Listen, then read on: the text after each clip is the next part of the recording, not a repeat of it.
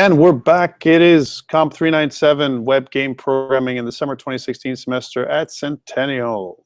And it's a crazy, crazy week this week. Let's talk about the things we need to talk about, which is Project 1, Part 1. I want to talk about that first. I'm just revising the document. What it looks like is something like this. You get your final project. It's this JavaScript arcade game you're going to be doing, which is worth 30% of your final grade, not including any kind of presentations, which we're probably going to try and pull off the last day of class. We'll see how it goes. So part 1 is your game concept. And I've got a bit of a rubric that I'm going to be using. More or less what you're going to have to deliver is your external document, your first draft of your external document. And I've kind of put the details here in terms of company logo, table of contents, version history, detailed game description, blah, blah, blah. But the main thing I'm looking for your external document is your sketches. So sketch out what your game is going to look like. And I mean sketch out each level. I want to know, and again, you've done this before, right? But more or less the same kind of stuff that, you know, for your levels, each of your levels should have a kind of a level sketch. And the level sketch, you kind of say, okay, I'm gonna do this, like A, and here's my, you know, here's what my game is going to look like. For your level sketch, and then here are the enemies. Here's the hero object. Here's the movement, that kind of stuff. And you're going to be. Well, I'll show you what it looked like kind of in a bit when we talk about level sketching. But I want to sketch for each of your levels. I want to sketch for each of your screens. So, for example, your menu screen. What is it going to look like? How do you sketch? We'll talk about that in a second. Give me a second. But I want sketches. There's no screenshots. Screenshots, sketches, totally different. Right? Screenshots means it's final product time and you're giving me what it's going to look like at the end. Sketches, this is just your concept art, you know, stuff that you're thinking about. You know, if you've got some assets, you can also, you know, kind of understand what they're going to look like as well for your art. And that's what I'm saying. Just overall sketch, some written words about what your game is about.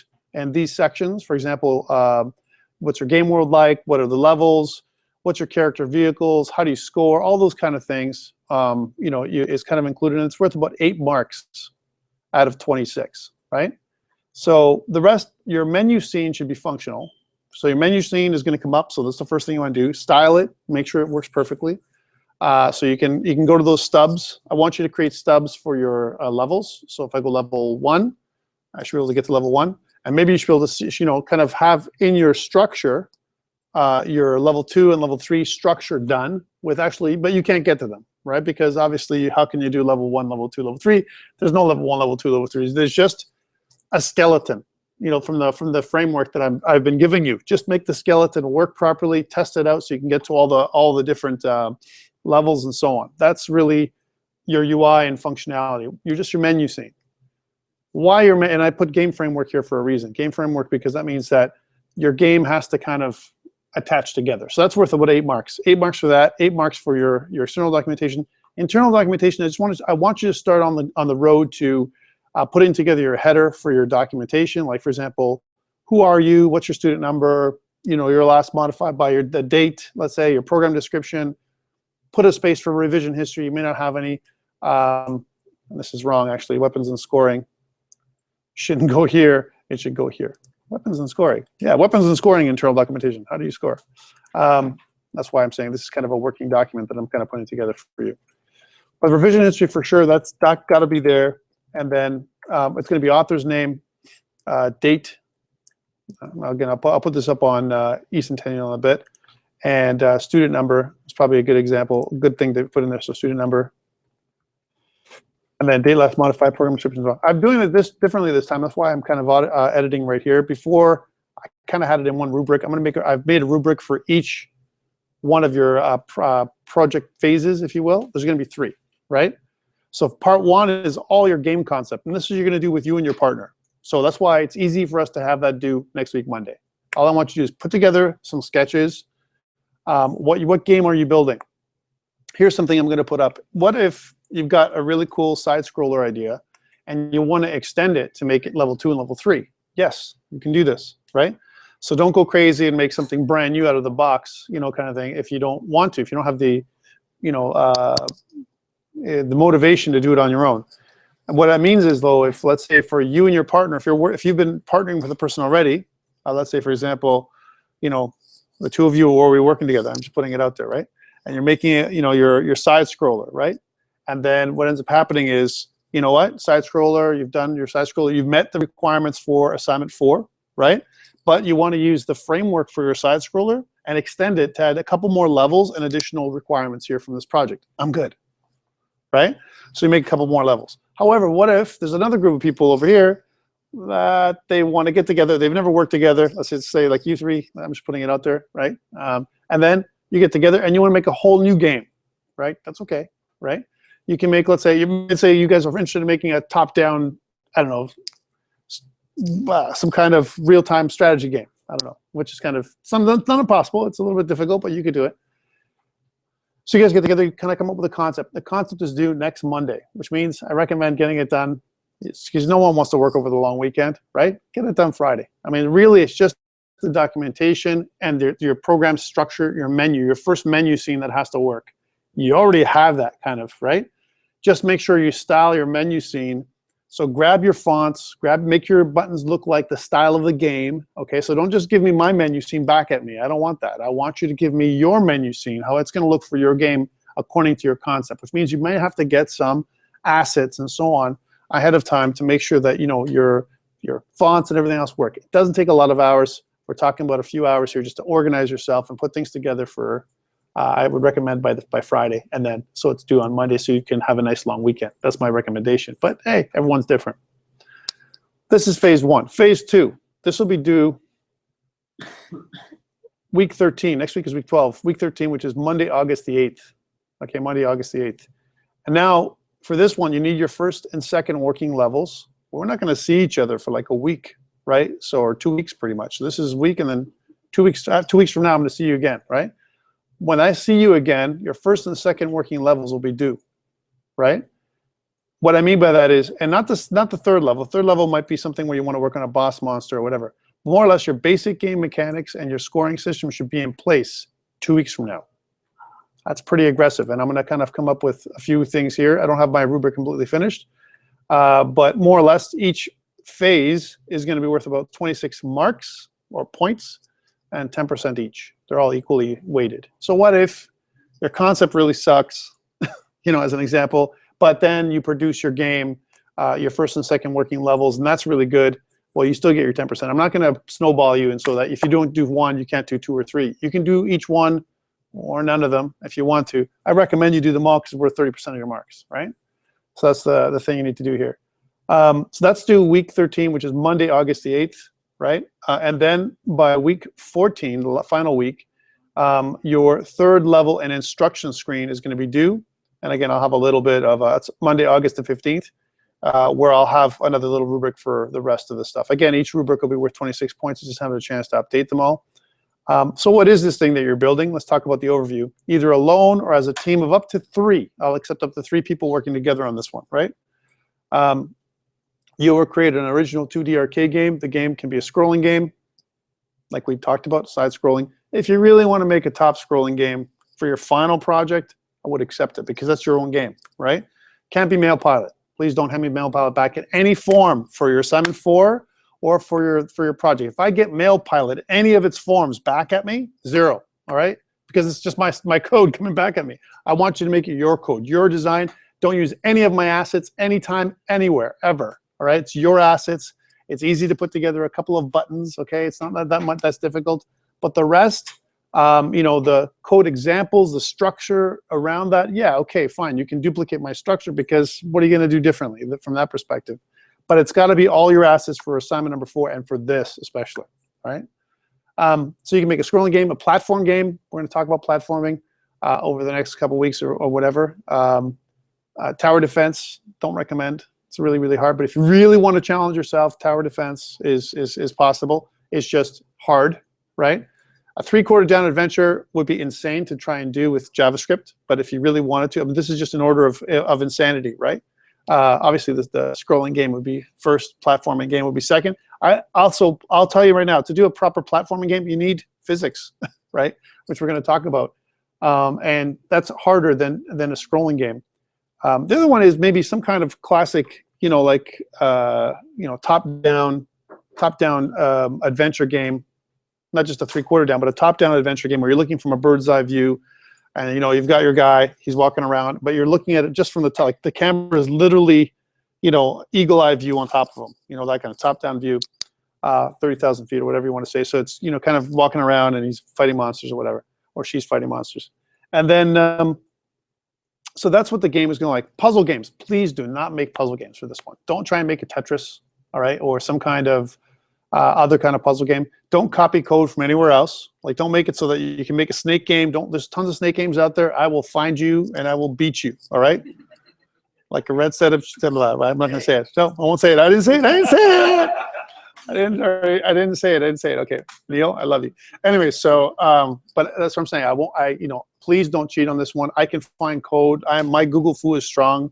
I've gotten people have gotten 0 on my courses just from this, like, you know, because they've tried to copy code from the internet and tried to submit it as their own. And they said, but this is JavaScript, Tom. But no, I don't want you to use JavaScript. I want you to use TypeScript. Okay, if you're using JavaScript, I will absolutely know that it's not your game. All right, because we haven't talked about, you know, high-level JavaScript to make this stuff go, right?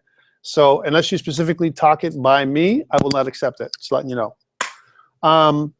It has to use Create.js. So I want you to use Create.js and I want you to use TypeScript. Those are the 2 things I will be looking for. And the reason why is not because I want to put you in a box, but because we have no time for us to have other kind of options.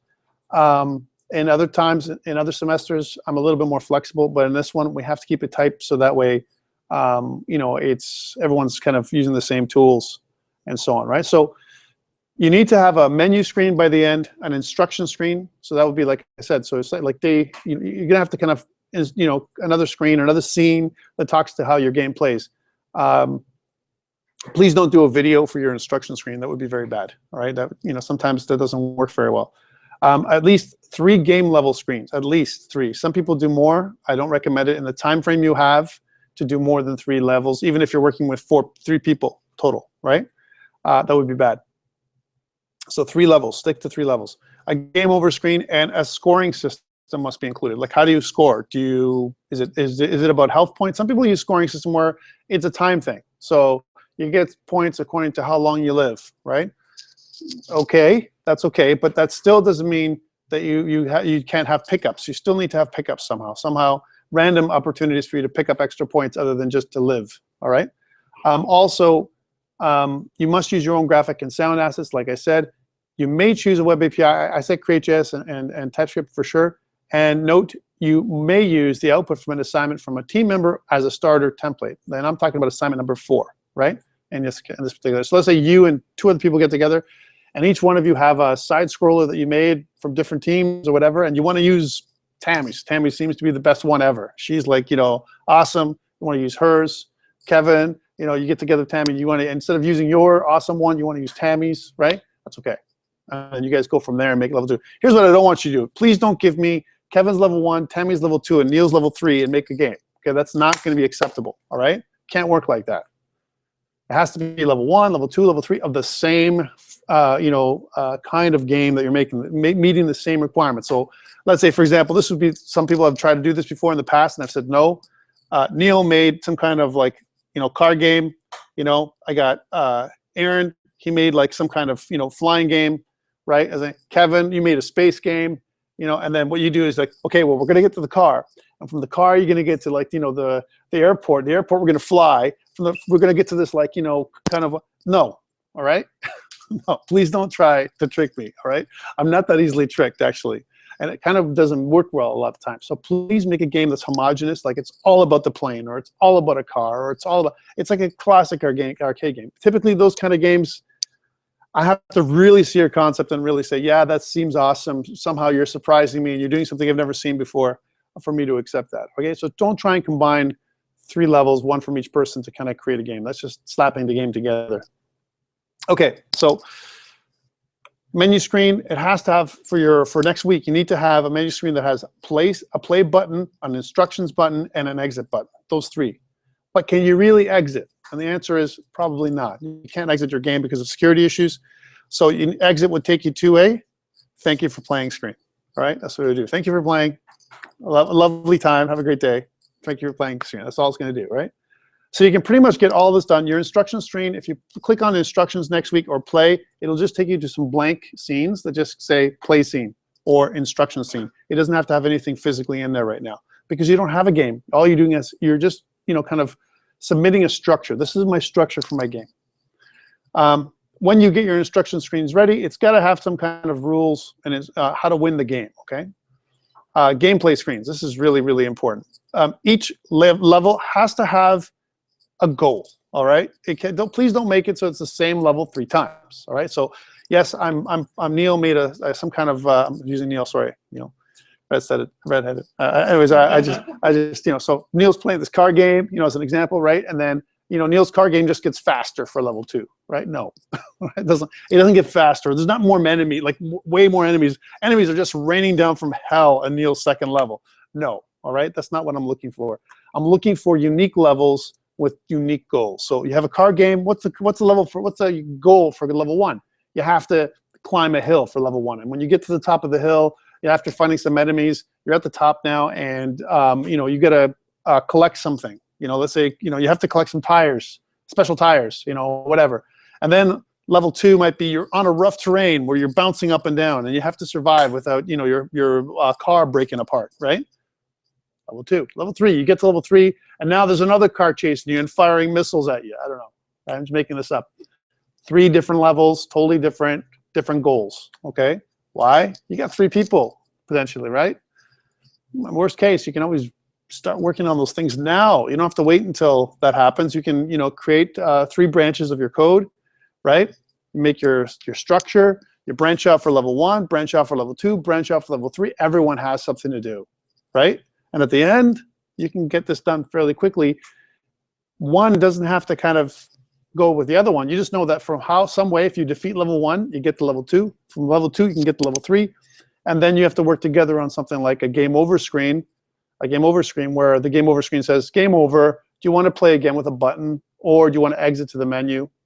You can exit to the menu, and from the menu, you can decide to leave or whatever, right? Some kind of avatar. And by avatar, I mean, it doesn't have to be a spaceship, plane, or whatever. It could be a character, it could be a vehicle, whatever you want. Has to make sure it makes sense with your game. So please don't make, like, you know, a bunny that's running along the street, you know, and then, as I'm saying, just and then he's firing bullets out of his bazooka, right? There's got to be a real theme to it. If that's what it's going to be, like a bunny bazooka, if that's going to be your game, right? Then make the whole game bunny bazooka, all right? Like, I'm just putting it out there, right? As opposed to, well, today now it's bunny bazooka, and now there's, you know, there's hearts coming down at you to hit you. I mean, I don't know. Maybe that's cool, actually. I don't know, but something to theme. There's got to be a theme for your game, right? And so it has to make sense, is what I'm saying. So the player's avatar may have weapons, but what if you are not a violent person and you don't want to make that kind of game? I know one iteration of this game, I had a person who extended their, you know, their some of the games they made, so that way you're making food, right? It's like, you know, guacamole, make guacamole, and this is one of the girls kind of, you had to collect food in the game. And when you collected enough parts for the game, then you made guacamole, as an example. And if you made enough guacamole, you get more points, right? I'm just saying, it doesn't have to be violent, right? I'm not trying to advocate violence here. Although I'll tell you, most people will make games that shoot each other and kill people, whatever. But you don't have to do that. You know, you can make yourself whatever you want, right? And I like it. So some kind of the weapons or other devices here, you can defeat the computer-controlled enemies. Okay, when I say computer-controlled enemies, I really mean, like, it could be random. Okay, it doesn't have to be like enemies with intelligence. Okay, we don't want to make the next, you know, war games or something like that. It just doesn't have to be that way.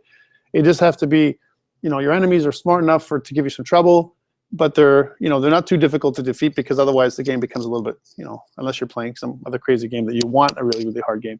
But in general, you want to make a good challenge level with your enemies, and you want to play balance too. One of the challenges we make when we make games is it's too hard or it's too easy, right?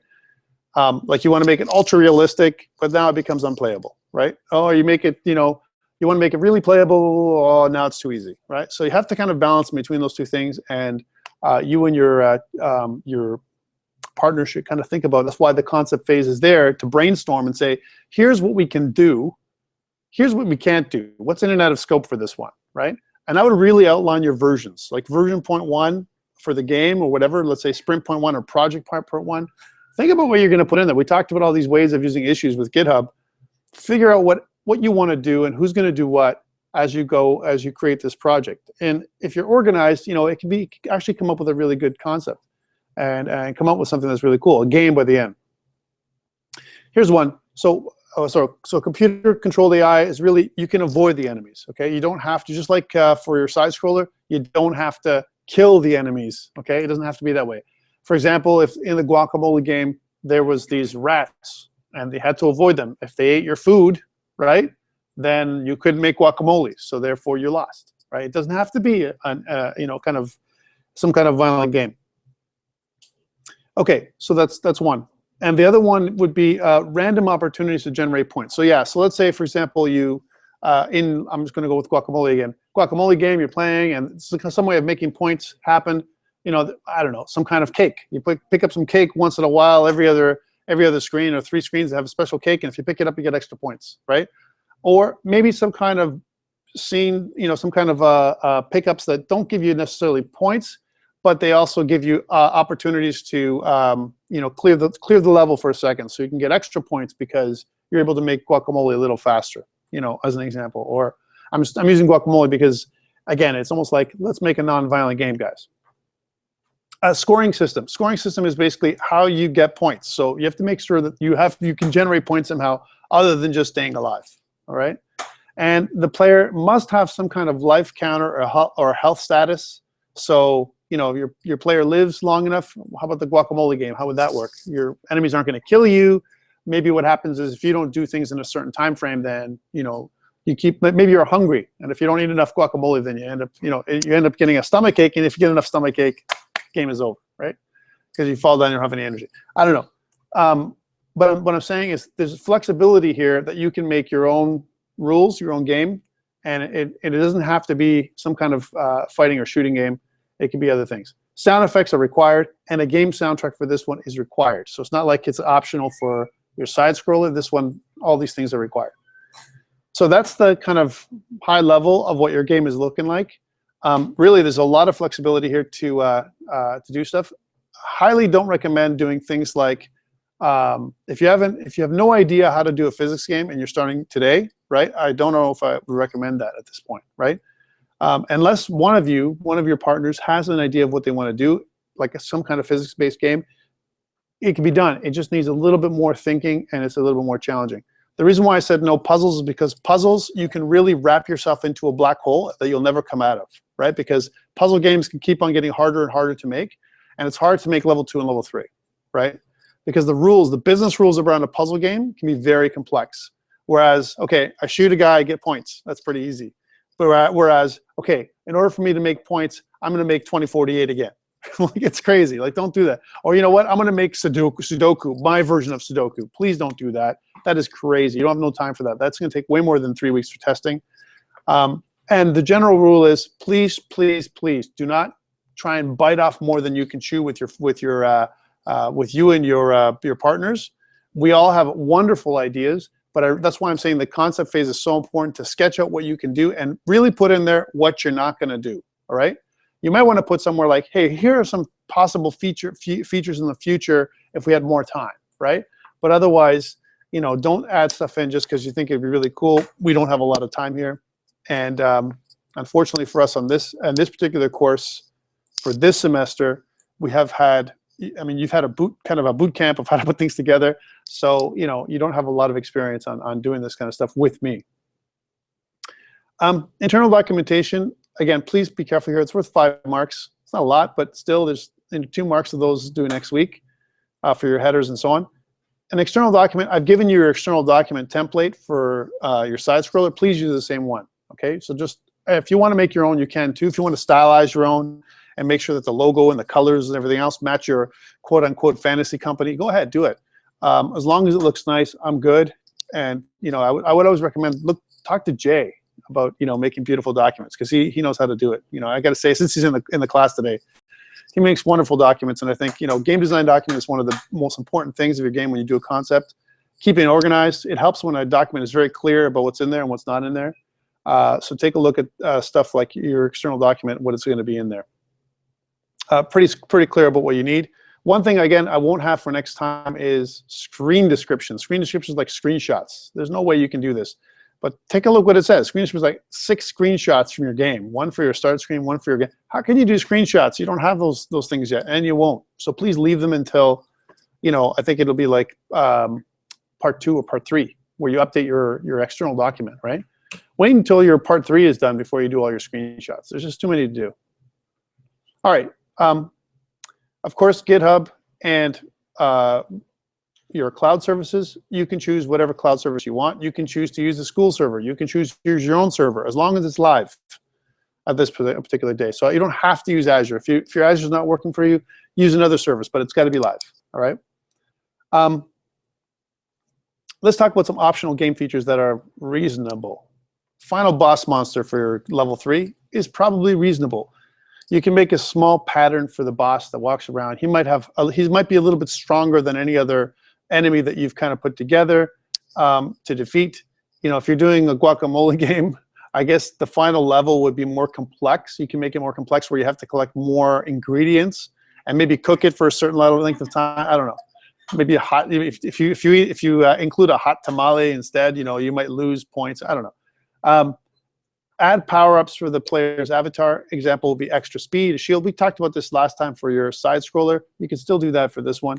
Cheat codes. That's the easy one. How do I add cheat codes to the game where you kind of have you put some keyboard shortcuts or whatever, and it does something. I highly recommend you add some cheat codes so you can, when it comes to demoing your game to me, if I want to see level 1, just press 1. If I want to see level 2, press 2, right? And then I can see that level. It just bypasses all the score and everything. I can see level 2, level 3. It's not that difficult to do, and we'll talk about how to do that. So you can get some cheat codes is an easy one. Create a mini game in a section of the main arcade game. Example, disarm a bomb, pick a lock. That's more challenging to do. It's almost like a game within a game. If you have a lot of horsepower, if you and your team members really know how to code well and want to do extra screens to get extra points, this one would be worth more points for you for sure. How about this one? Empower a player to gain an NPC. That's crazy, right? That's like really hard to do properly.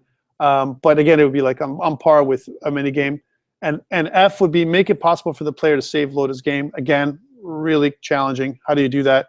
And how do you do it with only front-end technologies? It's possible. You can use MongoDB, REST API, and some kind of weird AJAX to do it.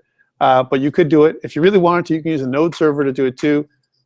Worst case, and I'm gagging when I say this, PHP, but some kind of way of doing it. Just saying, it could be done. So can it be done? Yes, you can save load your game. Loading, no problem. Saving is a problem because with front-end JavaScript, most times security will prevent you from doing that with just JavaScript on the front end. So what do you need to submit? For each of your submissions, I need your external document, and each submission will have an update of your external document that's required.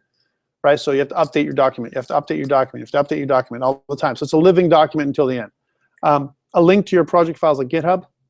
And a nice way to do this, again, I recommend is make a branch for each of your project phases. Phase 1, make a branch. Phase 2, make another branch. Phase 3. Do you have to do that? Absolutely not. But I recommend it. It's easier for us to track, and I can always look at that branch and say, okay, this is what they did.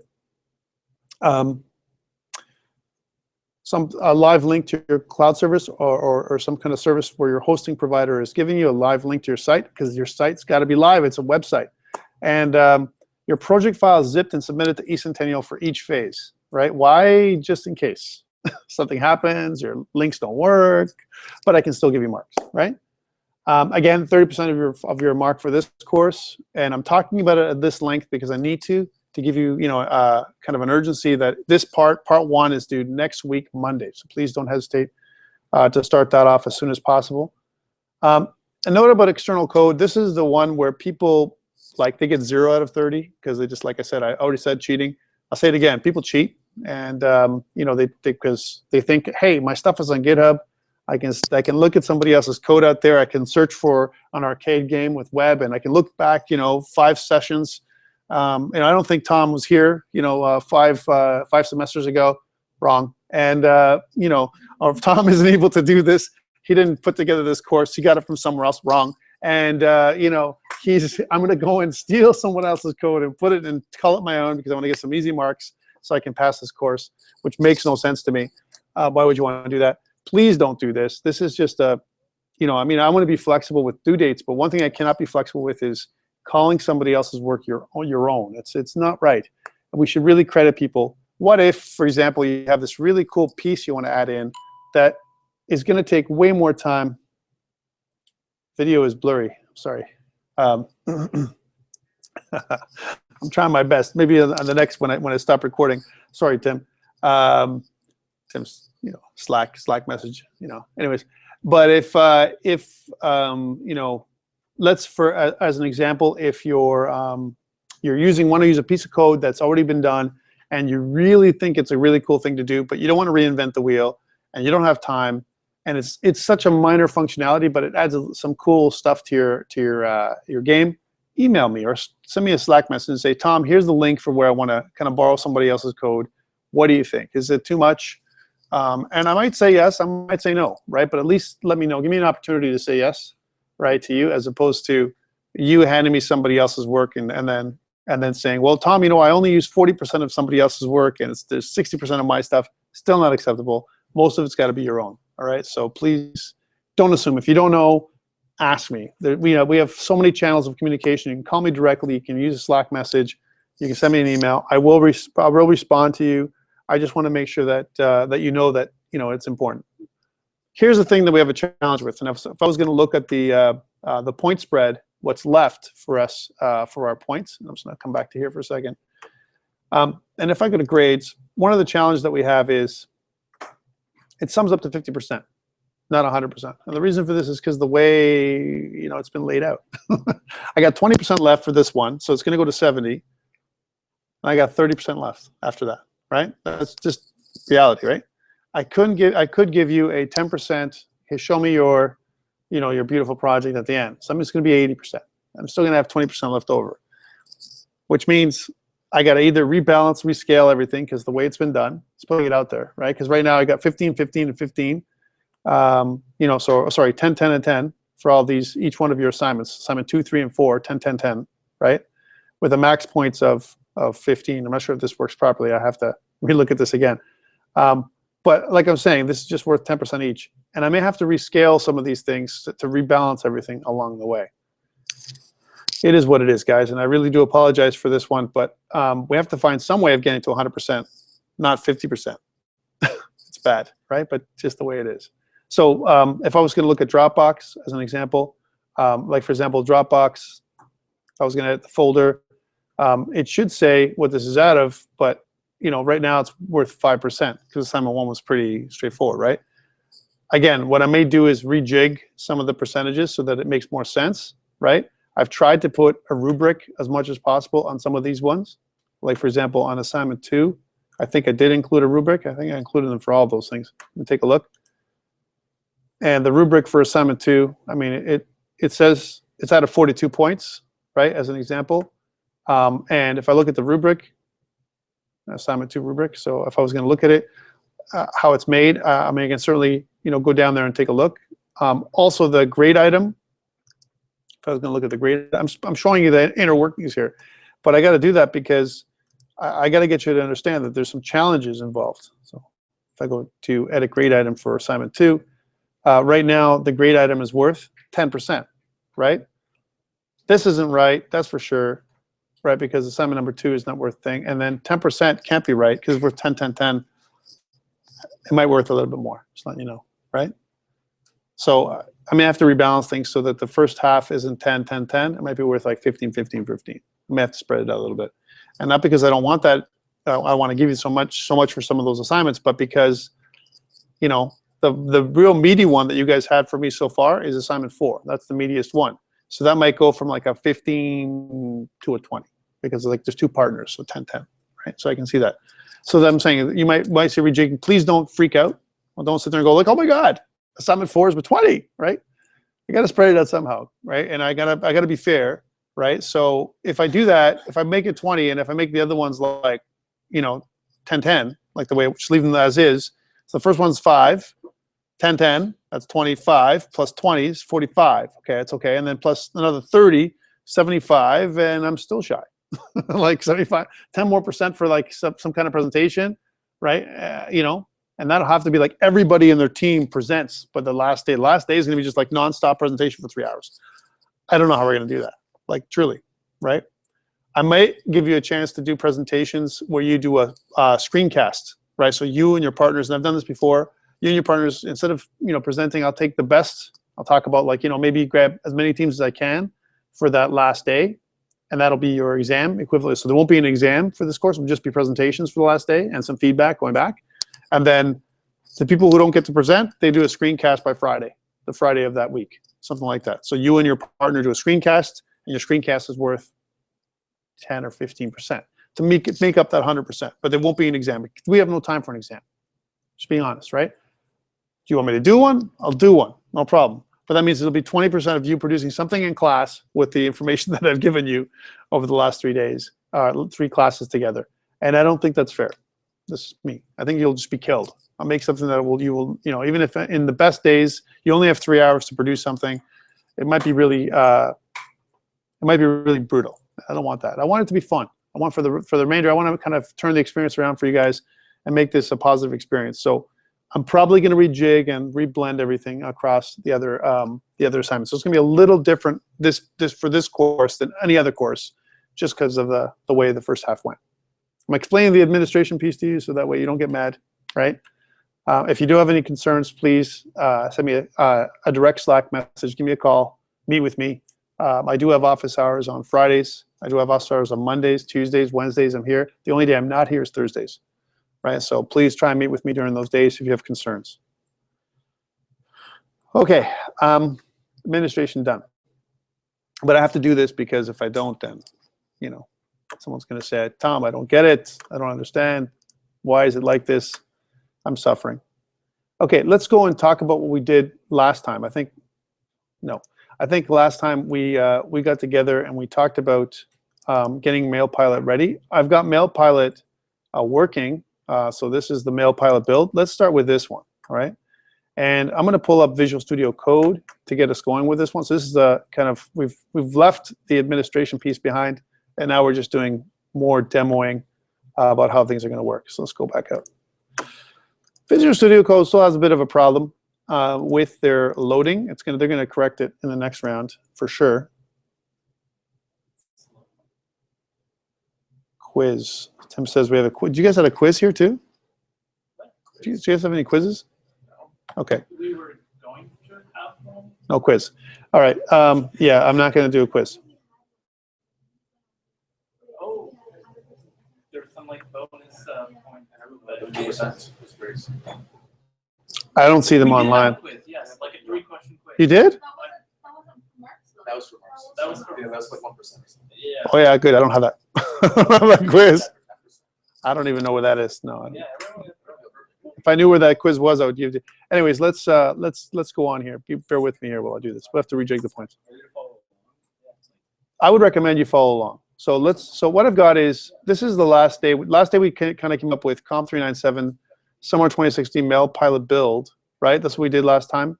And let me show you what I got so far in terms of our build. We're at 0.2, so that's we're at version 0.2 of our. I'm using the branch 0.2, right, of this one.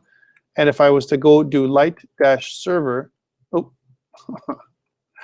see what I got. Jesus. Tom type. Okay, there you go. And so we have this, right? And it's also up on Azure, right? So if I click Start, I've got this little control over my plane, and I've got one little cloud, which is a problem, right? So what I want to do today is produce 3 clouds. I want to do that. And let's start putting together our stuff on GitHub for all the things, all my little issues. Now, why am I doing issues? Issues slow us down a little bit, but also it organizes us. Okay, I got to be honest. So GitHub. Let's talk about MailPilot version 2. So I'm going to go to Centennial, and let's go to MailPilot build. And we're going to go to some issues. I've got some issues left over. Add a cloud array in the place in the play scene. I know I got that. Calculate height and width, for my enhancement. These are all tabbed to version 2. I'm not sure if I can do all this. Island goes outside of bounds. You got to fix that. It's a bug, right? These are things we had from last day. What I also want to do is let's add something I want to add in here for issues. I want to add in make the plane animate, right? So I want to make the plane animate its propeller. So plane players avatar to have animated propeller. That's going to be a big one. Okay, and that means that that's going to require animation, that's going to require frames, that's going to require all kinds of stuff. All right, so label, this is an enhancement. I'm not sure if we'll meet it on this version, 0.2, but I'm going to assign it to milestone 2.2 anyway for now. All right, and I'll submit new issue. It's an enhancement. It's not a new feature necessarily. I've got a plane already, and then I'm making some enhancements. I got 7 little features here. Add a cloud array. We're going to do that pretty much now. Height and weight, or height and width, we're going to have to calculate this to reduce overhead. I may have to push this off to version 0.3 because it's efficiency. Island goes outside of bounds. Add config class for screen so that we remove hard thing and create abstract game object superclass for the game. Before I do this, I like to do this, but before I do this, I want to point you to this cool tool that I recommend you get called Texture Packer. I don't know if, did he talk about this already with you? It might be even on your system in front of you. Don't know. But what it is Texture Packer. Texture Packer. Texture Packer is by these guys at codeandweb.com. If you're going to spend any money for this course, there's no book for the course necessarily, but if there's any money you can spend, it's worth $50. I'm just telling you, I'm putting it out there for you.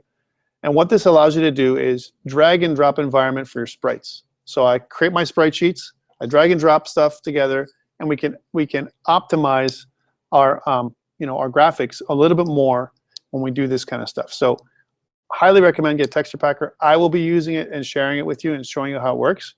You don't have to, however. But the thing is, when you create things like sprite sheets, what we have is something called, if you think about a sprite sheet as a texture, or a bunch of textures, it's like a texture atlas. And think about a texture as an image, a sprite, right? And what is a sprite anyway? A sprite is a graphic object, and it has a little bit more information, as an example, than a bitmap, right? And we treat sprites a little differently. So if I make my game objects use sprites, can I do it with the ocean? And the answer is no. And I'll tell you why. The ocean object is too big. So I got to leave that as a bitmap, which means I cannot use the ocean as one of my game objects, right? It can't follow along with a regular game object class. My game objects are going to be all sprites. I'm going to modify them all to be sprites, and if that's true, game object has to stay as a bitmap, okay? But what I'm going to do is connect all the other objects together inside of a sprite sheet, because I want to talk about sprites today and animation, right?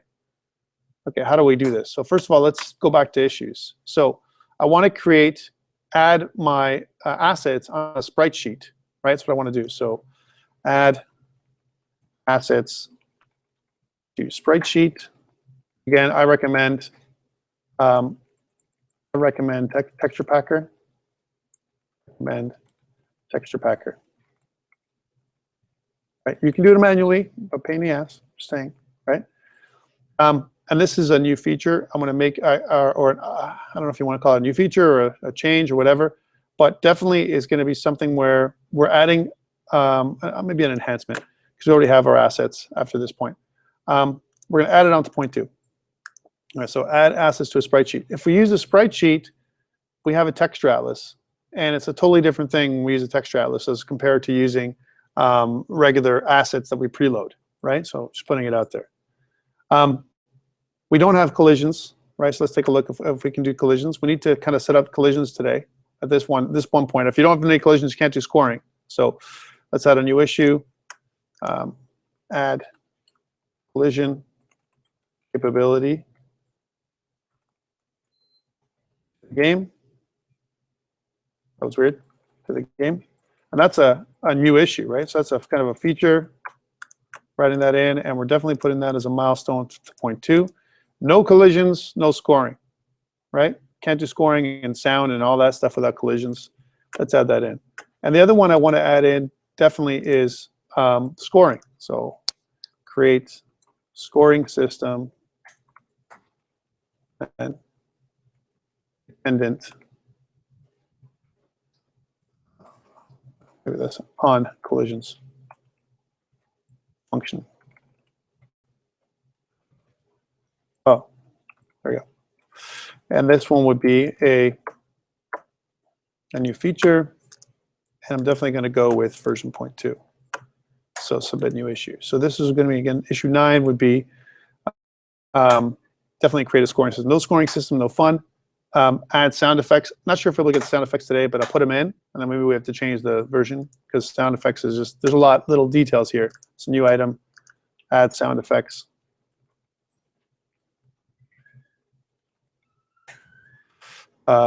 Requires, I'll say requires collisions as well, right? And that's a new feature. And for milestone 0.2, sound effect. So those are all the things that I can do. So again, if you were going to make this, and I was going to put all these features, and there's other issues here, but let's look at these 10. I think 10 is good to work with for today, right? And maybe we can get more done. Don't know. Think about these things. Where would you start? You're on 0.2. Here's my version 0.2, and I want to start by doing things. We're not quite done our enemies, and I think where I want to probably start is with my cloud, making multiple clouds, and explain how that can be done. So I probably want to work on something like a cloud array in the play scene should be initialized with 3 clouds. How do I do that? All right, so let's go back to this one and show you how that's done. So I'm in my play scene. So I'm going to go to my scripts, and I'm going to go to scenes, my play scene. There it is. And notice that right now my play scene has my ocean, my island, my player, my cloud single. I want to have clouds multiple, right? In order for me to do that, right now, in the top part, in my one of my properties in my class is the cloud property that has objects cloud as the type, right? What I need to do here is change this to a cloud array. So I want to just do one of these. Boop. Now it's the cloud array. And instead of it being called cloud, it's going to be called clouds, right? That's a problem. Huh? Are you inspired? Oh yeah, that's good. So that's nice. So now if you look at this, clouds, I can't instantiate the array like this. This is where the instantiation takes place. Let's just rewrite this line here a little bit.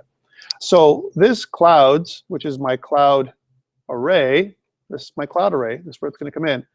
This dot cloud is equal to a new, here's how I would write it. If I was you, I would do this, a new array. And now I want to show you how you do a casting with TypeScript. TypeScript casting uses angle brackets.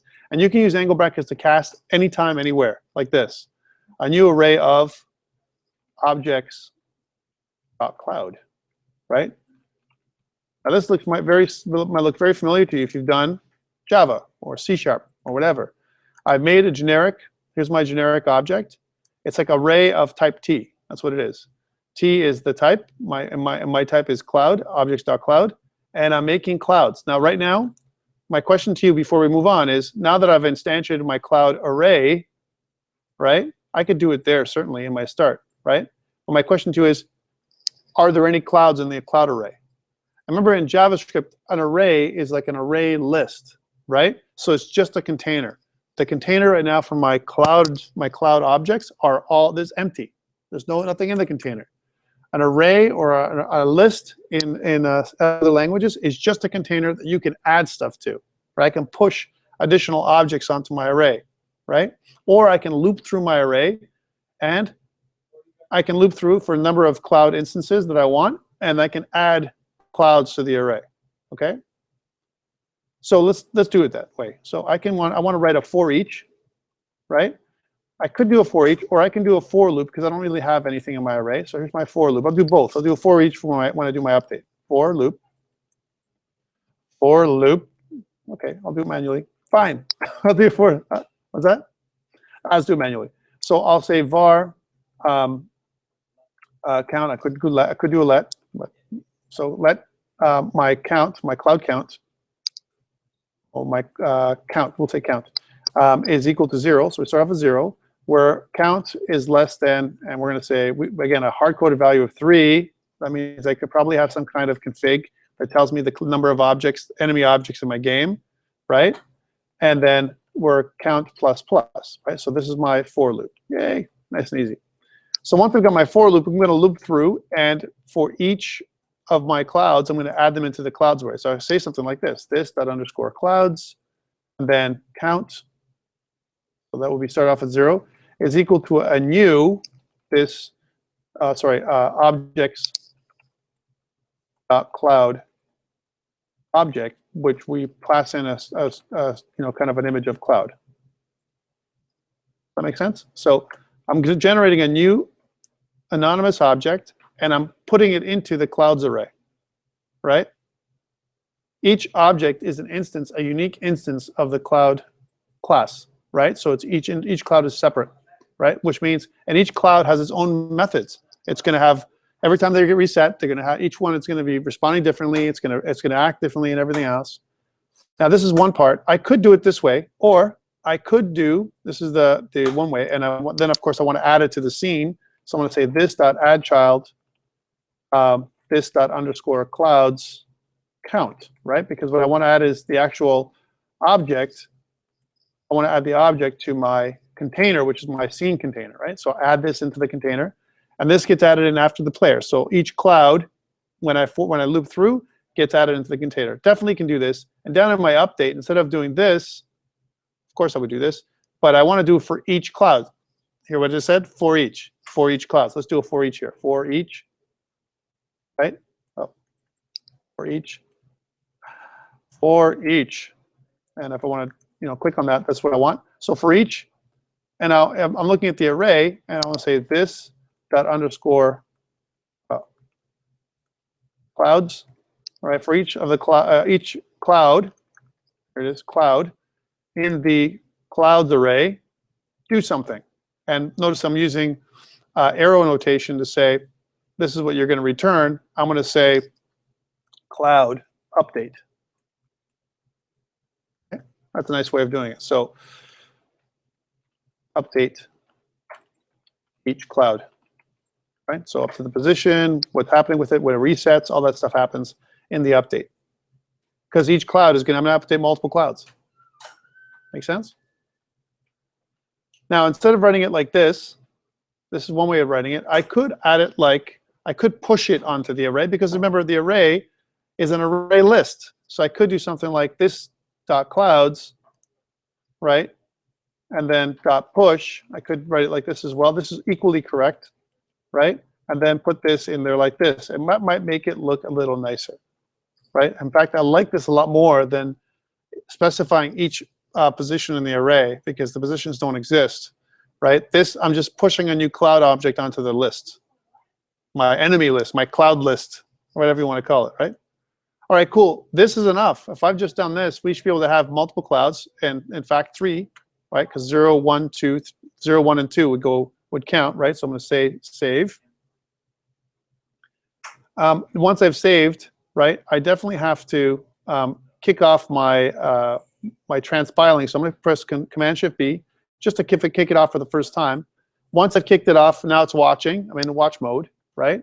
And if I go back to here, and if I run this thing in the here, if you notice, here's all the files that have changed when I just made that Command-Shift-B, right? These are all the things that have changed. So I should be able to look at my my cloud. If I go to localhost pilot, and I should see, if I click here on start, right? Take care, Jay. I should see 3 clouds now. And as you can see, they're all individual, and they look like they're nonstop clouds coming at me, but actually they're the same cloud, and all they're doing is resetting a bunch of places over and over again. You can see that's some slow-moving cloud there. So some of them are slow, some of them are fast. I mean, if you really want to, I can even change the size of my clouds, the orientation of my clouds in terms of rotation. You can do all kinds of stuff randomly. I'm not going to. I think this is enough, but more or less you can see that this can be a challenging game just by resetting the clouds and trying to navigate around the clouds with my plane. All right?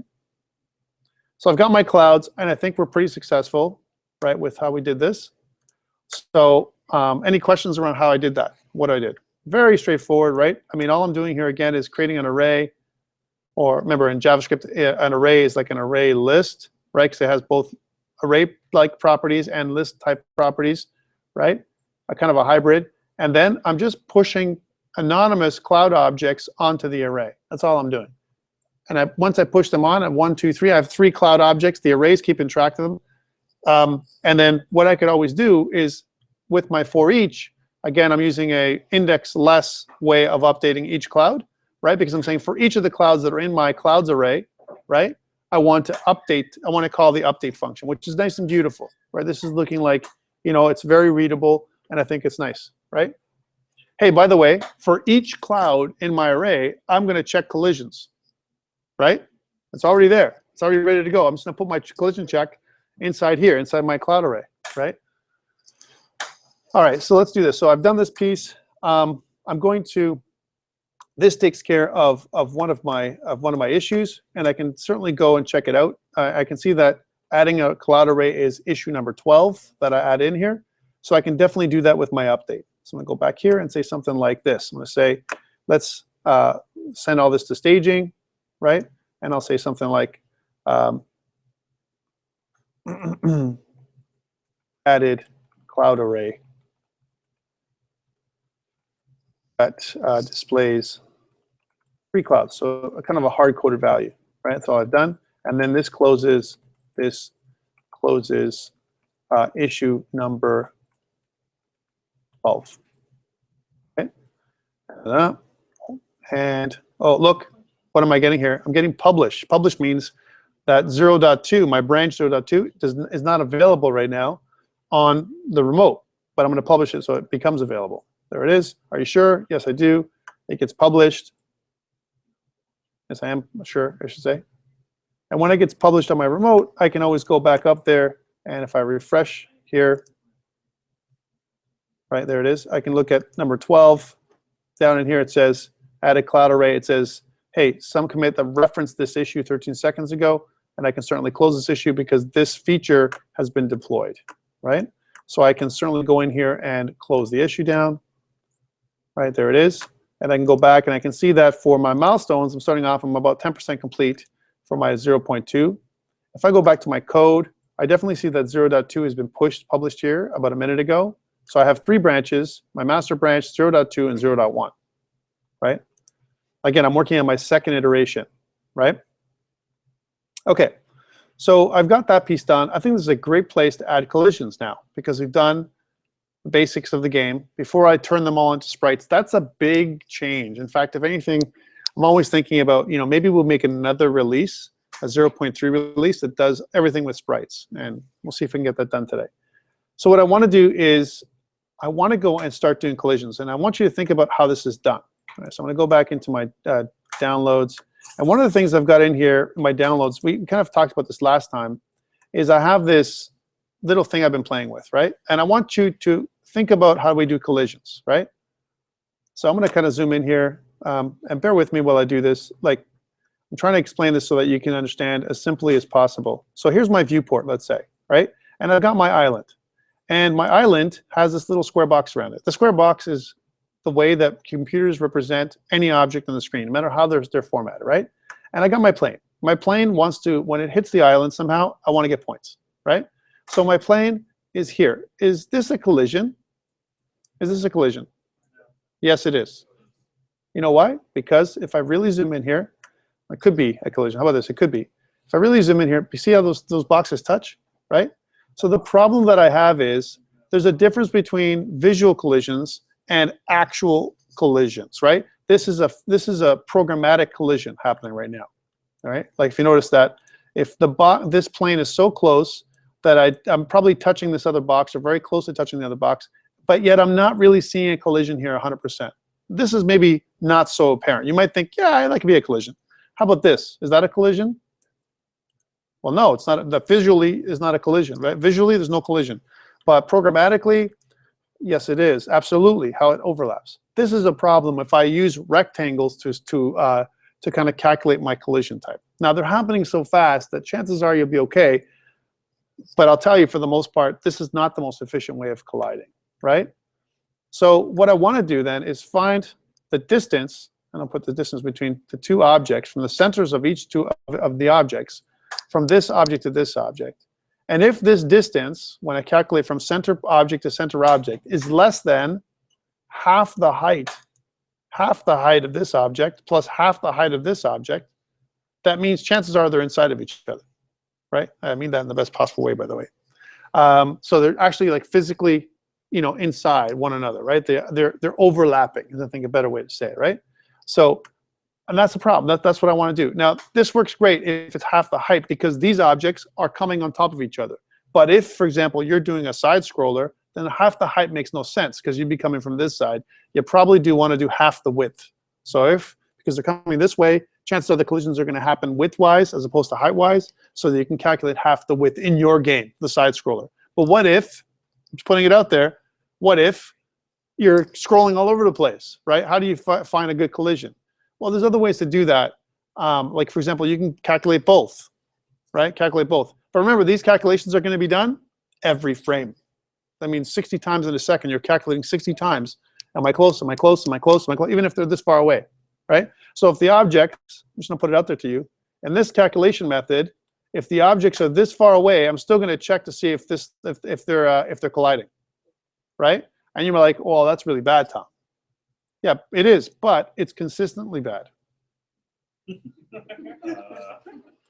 Because if I don't calculate that, let's say, for example, I calculate an area to say, well, if the distance between these two objects, somehow the distance is, if I don't care about this because I know my plane is going to sit at the bottom. So if this object here, this is another fancy way to do it, if this object comes less than 400 pixels or greater than 400, y is equal to greater than 400, start checking. Problem with that is this is going to be nice and smooth until it gets to about 400, and then all of a sudden I'm going to check every frame. Check every frame. This is going to slow down before I start colliding. It's going to be bad. It's going to be like really smooth and then really bad. Really smooth and then really bad. Right? So this way it's just consistently bad. Right? And you can't tell because it's so fast. So check all the time is what I'm saying. Are there better ways to collide? Other more advanced systems use other ways of doing things. Like, for example, I want to check to see if this pixel collides with this pixel. Pixel perfect collision is even worse. All right? Don't use pixel perfect collision. If you go up online and say, how do I do pixel perfect collision between two sprites in JavaScript? Yes, you'll find some code that tells you how to do it. It's absolutely wrong. It'll slow your system down, and especially in JavaScript, because it's all being done in the browser, it's like a huge amount of calculations. I don't recommend it, right? Not for arcade games. We want to do something like distance formula. All right. That means in order for me to do collisions, I need the ability for me to check collisions every frame. Okay. And that means that I need a collision manager class, some kind of manager that checks, that's managing the collisions all the time. This is a larger thing than just making collisions happen. I need to create a collision manager class in order for that to happen. So I could have redone my issues, and this is something where I go back to my issues. When I think about how this is being done, I'm just putting it out there for you guys, right? When I look at my issues, here's issues, and I look at this thing that says add collision capabilities to the game, meh, that's incorrect. What I should do is something like this. Add a collision manager to keep track of collisions in the game, right? That's what this should read. A collision manager is much larger. It requires its own object, and it requires its own update, and it requires a collision check method that gets run, and somehow we have to pass in the two objects that are being collided that I'm checking collisions with, and it has to have its own distance formula, because there's no formula out there that'll make you check collisions. It's not built into JavaScript, right? So we have to make that. Phew, that's a lot, right? So I need to break this out a little bit more, and this could mean that I have to really detail what I want in here. So there's a couple ways to do this. One, inside my my feature or my issue, I could write down things that I want in here. For example, need to create a collision manager class, right? Collision manager class will have the following methods. So I'm going to have the distance method, right? The collision check method, collision check, because it's got to be able to check collisions, right? Collision check method, distance method, an update method, right? Start method. This looks very similar to what I have already. Start method. Those are the methods that I have. So I need a collision class to do that, right? And the collision check should be generic enough that any two objects I can check to see if they're colliding, right? Okay, now you're going to see something else. You're going to say, Tom, this is a real problem, right? Because in order for me to make my collision work, I need to have X and Y coordinates. And in order for me to have X and Y coordinates, I need some kind of point class. Luckily, CreateJS has one, right? There's a createjs.point class that I could use, right? And what I want to do is take that createjs.point class, take a look at it, and extend it to make something called a vector2 object. Let's take a look. All right. What do I mean by point class? Point class is a class that has two properties, x and y, right? Let's take a look. So if I go to create.js, and if I look at easel.js, and if I look at documentation for easel.js, then I can see that there's a bunch of different things here. One of them is point. There's the point class. My point class, if you notice, has the following methods: clone, copy, set values, toString. That's it. But from a properties perspective, it has two properties, x and y. This is great as a good starting point. I love the point class, but the point class is not powerful enough for what we need, right? I want to be able to do a couple things just like we do in Unity. And actually what I'm doing with you guys is I've been mirroring, if you want to learn Unity, C#, one day some of you have, C# has and Unity has something called a vector2 object. And it's a great way of modeling our own classes around. Let's take a look at that for a second. If I go Unity 3D, and if I want to see the Unity 3D is the way we make 3D games and 2D games with C# and JavaScript. But if I go to, so Unity 3D, and I go vector2, right? It'll give me the scripting API for vector2 objects. And what it does, it says something like this. And I'll tell you what, someone has come up with this idea, right? How can I translate something like this into JavaScript? I want to be able to do the same idea in my head, because if I can write it in JavaScript, I can write it in Unreal, I can write it with Unity, I can write it with Nginx, whatever the engine's going to be called tomorrow, right? Not Nginx, the server, right? All right, so notice that I have some static variables. Static variables, I want you to think about them as, could be properties, could be enumerations, it could be other ways of doing this.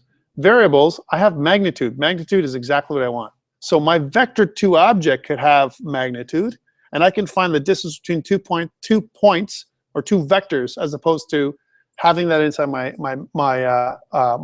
collision class. It doesn't belong in my collision class. I want to be able to use that as a static kind of class, a static utility class to check the distance between 2 points, right? So I need that. That's kind of a requirement. There's some really cool functions here that I might want to add. For example, things like, so this is distance. Magnitude and distance, kind of neat. So this is a static function. If I go actually look at that, you can see that this is the form, vector2 distance AB, right? That's what I want, right? So I want to make this vector2 object that I can use in JavaScript. Let's do that. So how do I do that? Well, first, I need to click comment, right? So I've added a comment in here. And I'm going to go into my issues. And before I make my collision capabilities to the game, I want to add a vector2 class. So let's do that. So new issue. So add, or I'll say extend the create.js point class to create a vector2 class. That's what I'm doing here. And the vector2 class is going to have everything that the point class has, plus additional methods that make sense for us, right? And once we do this, learning Unity for you guys will be no problem, because we're using almost the same methodology, right? That's what I want you to get to. That's why the method to my madness here.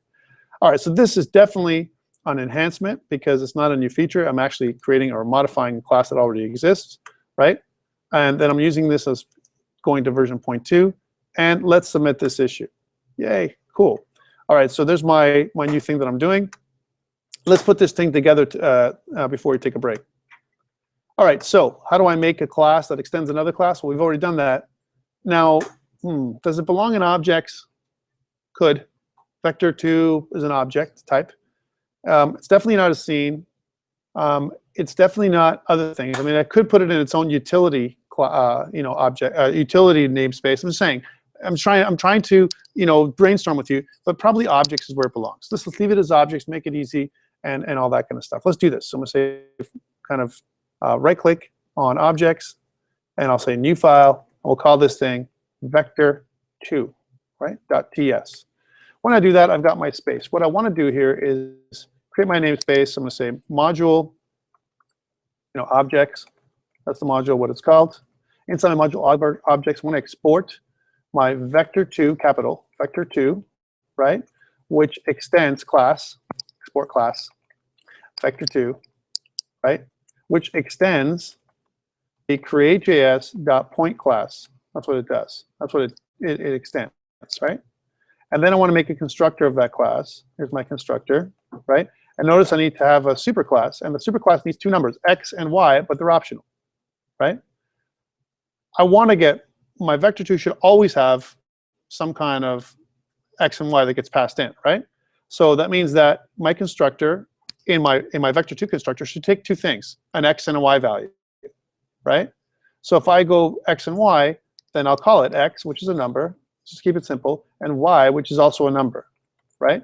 Well, x and y also gets translated into my superclass. Might as well pass them in, x and y, right? So my superclass is constructor. So this is the first thing. This is when we make our constructor. This is what we're looking for. All right, cool, cool. So I mean, this is the, once we do this, I mean, we have everything that point class has. But we're just calling it vector2 right now. What if I want to make it so that if I generate a new vector2 but it's empty, right? I don't put in an x and y value. The minimum values are 0, 0. I can do that by, and normally in other languages, by assigning them here as default.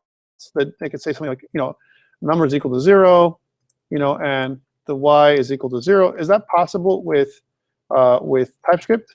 Yes, it is, right? Also, the other thing is with x's and y's, right? The x and y attributes get passed into this one, right? Which means this dot x and this dot y automatically assigned, right? So whether I do it or not, the default values passed into my superclass is 0, 0, right? I want that so that I can avoid issues. All right, that's number one. How does this look on the JavaScript side? Well, it looks like this. You can see what it's doing here. This is neat what it emits, right? So I'm saying this inside my function, my constructor. I'm saying if x is void, then make it 0, right? Right? You like that? Really nice code, right? And this is what's doing. So I'm checking before I call my superclass. Before I call my superclass, right? I'm actually passing in 0, 0 at the minimum into my vector. And I want to do this for a reason, right? That means worst case scenario, I pass in 0, 0 point. Okay? Now, if I want to duplicate what I have, I want to pass in the distance formula. We can call it magnitude. We can call it distance. I think distance might be the right way to do it. And I want to make the class. Here's one question. I want to question this. Should I make it a static method? Because should I have to instantiate a vector object in order for me to calculate the distance? The answer is no. I think we should be able to call my static method, right, vector or distance off of a vector2 object. So I should be able to do something like this: vector2 dot, and then in brackets, vector1 and then vector2, whatever that is, and then kind of calculate distance between two vectors. Yes. Sorry, what is the vector again? Points. Points. Right. For calculating the collision. Yes. So I'm making two vector2 objects. So I'm basically saying take x and y here and x, y down here, and give me the distance between two objects. We're going to make that formula in a second. But the formula is the square root of x2 minus x1 squared plus y2 minus y1 squared. Right? It's the Pythagorean theorem turned on its head to create that distance between two objects. Right? I'll give you the formula. You don't have to calculate it for yourself. It's a very straight mathematical formula. And then we'll know the distance between these 2 points. We need these 2 points in order for us to calculate collisions. Do I have a collision? Do I have a collision? Do I have a collision? Do I have a collision? Do I have a collision? Yes, I do. All right. Good. Make a sound. Good. Add some points. Good. Kill the hero. Right? That kind of stuff. And that's how we do it. With no collisions, no game. Right? So we need to get this done. All right. So so this is what it's doing on the JavaScript side. So let's make it so we can do a public static class now or object. How do I do that? Because remember, we're doing it with JavaScript. Please understand, if I make it public static, it's totally weird, right? So let's do this. I'm going to say public static. Here's my public static. And I'm going to call this distance with a lowercase d, right? Not uppercase d. And then what I need here is two objects, right? I need a vector2 object, right? And another vector2 object. I don't know what they're called yet. And probably I'm going to call these two. These are types, right? And I need some objects, like for example, vector1 or a and b, right? So a, which is a vector2 object, and b, which is an vector2 object, right? So I take a and b, and then what I want to do is what does this public static distance function return? It returns a number, right? So it returns something. So it means I got to return something at the end. Right, so this is my return. It means, I mean, public static means that it exists every time I create a vector. Each vector has its own object. It's the same distance. I don't have to instantiate a vector to object in order for me to check the distance. That's what it means. Right? It exists always. So how do I do the thing? Well, I need to use math.floor, because I want to go into the distance, right? And by the way, you might argue with me on this one. You might say, Tom, I like the math.floor, but can't we have point values? Yes, you can. If I go 0.1 distance, I'm calculating distance, but who cares? Math.floor, right? And then math.square root. So inside the math.floor, I have a math.square root, right, that I'm returning. And my square root is going to be the power, math.power, right, of, all right, that's how it goes. A, which is a vector, right, b dot x, right, minus a dot x, right, because a and b are vector 2 objects, right, to the power of 2, right, that's what it is. So x2 minus x1 to the power of 2 plus, on one line, there we go, I'm making it crazy, math.power, I can write this thing, I can do it, I swear, right, math.power, right, and it's b dot y, right, minus a dot y, right, to the power of 2.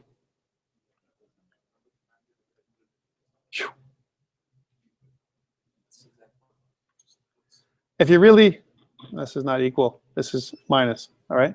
And if you're really confused, you can put brackets around these two just to make it so that this is one part of the power. Power means to the power of, and you can decide whatever you want to. I'm making it to the power of 2, which is squared, right? I could also multiply them by each other, but that's really crazy, right? So I'm adding this power, I'm adding this one and this one together, and then I'm taking the square root of that, right? And that's the answer.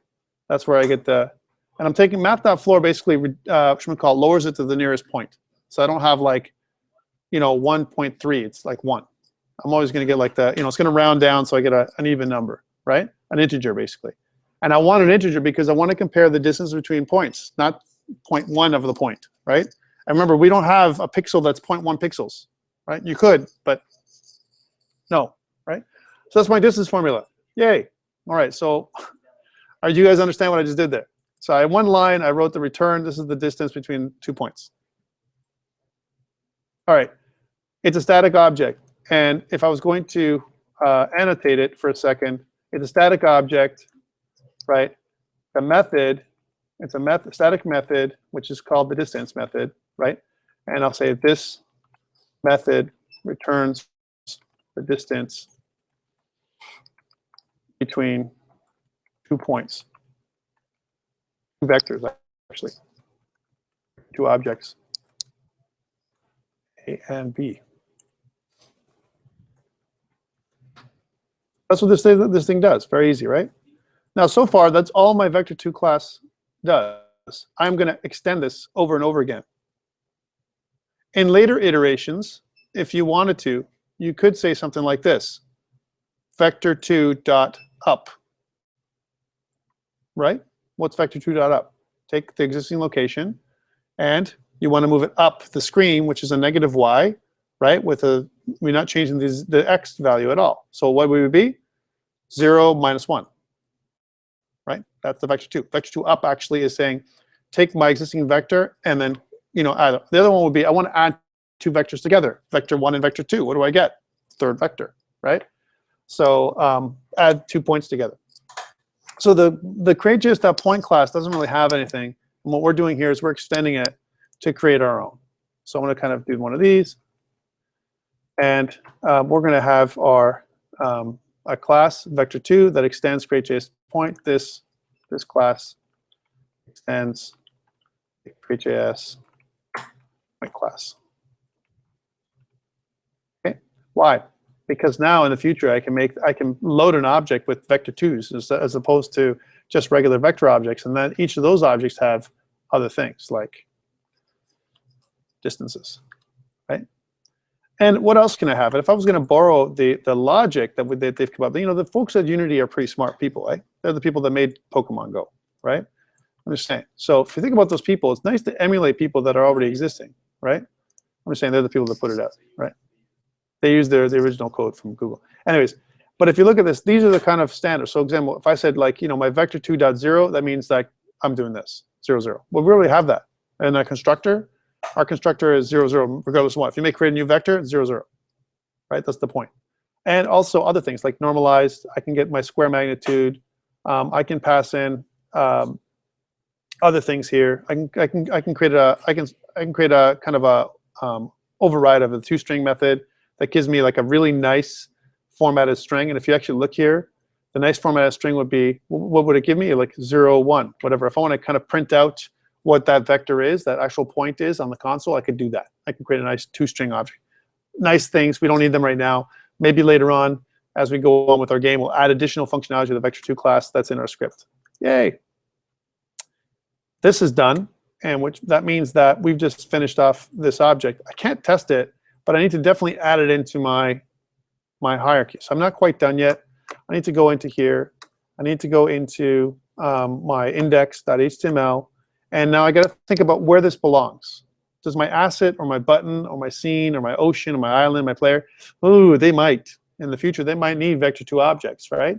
So I'm definitely going to put it underneath my scene, right? Because my scene is where it should probably belong, right? So all these other ones, they definitely might need to know about my vector2 objects. I'm going to say scripts, objects, vector2.js, and then script, right? So that's where it goes. That's my thinking anyway.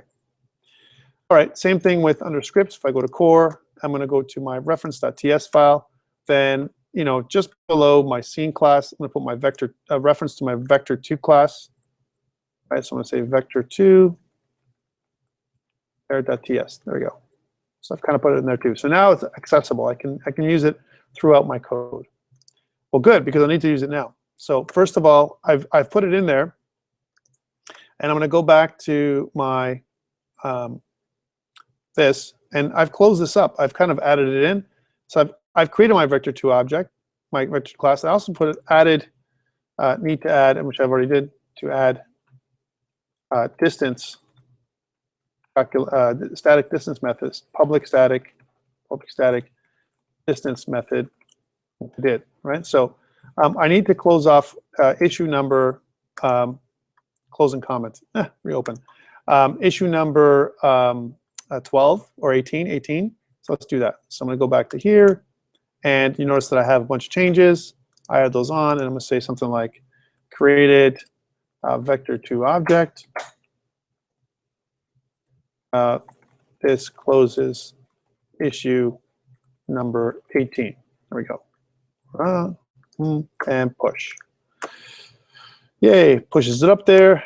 Go back up online, refresh. You can see that it's going to be referencing this object. Close the issue. And I probably want to change the label to a deployed.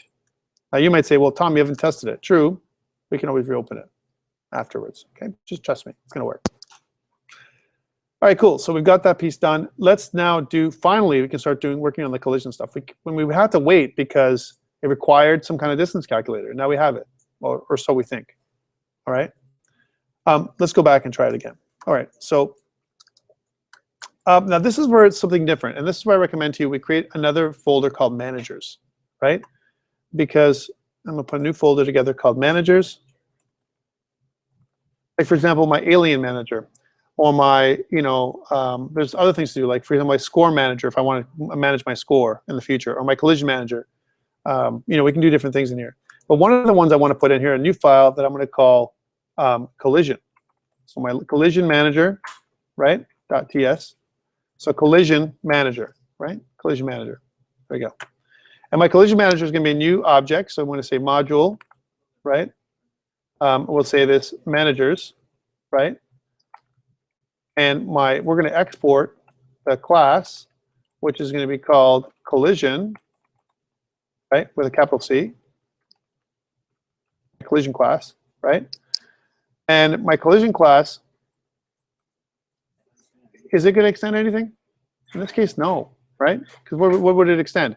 Definitely will have a constructor, right? For now, what do I want to have in the constructor? When I generate my collisions, for now, let's not put anything in the constructor. It's an empty constructor for now. Okay, we'll add then other things in here as we go. Definitely want a public start method, public start, where we put all the stuff in there, and just to follow the same constructs that we've had before. I want to call this .start when I first generate my my object. The other thing I want to have is a public update method that I definitely want to call every frame if I want to update anything. All right. So far, I probably won't need this update method, but I'm putting it in there just to match up with the format or the structure that I have with other classes. Right. Okay. Cool. So collision start. No. And what I want to do is I want to be able to call the check collision method. Check. A collision check. Right. Okay. So I want to do a public, maybe I want to do it after the update, something like down here, where I do a public check. I want to check collisions, collision.check, right? And I want to check collisions between two objects, right? My collider number 1, right? And maybe I want to call this collider A, right?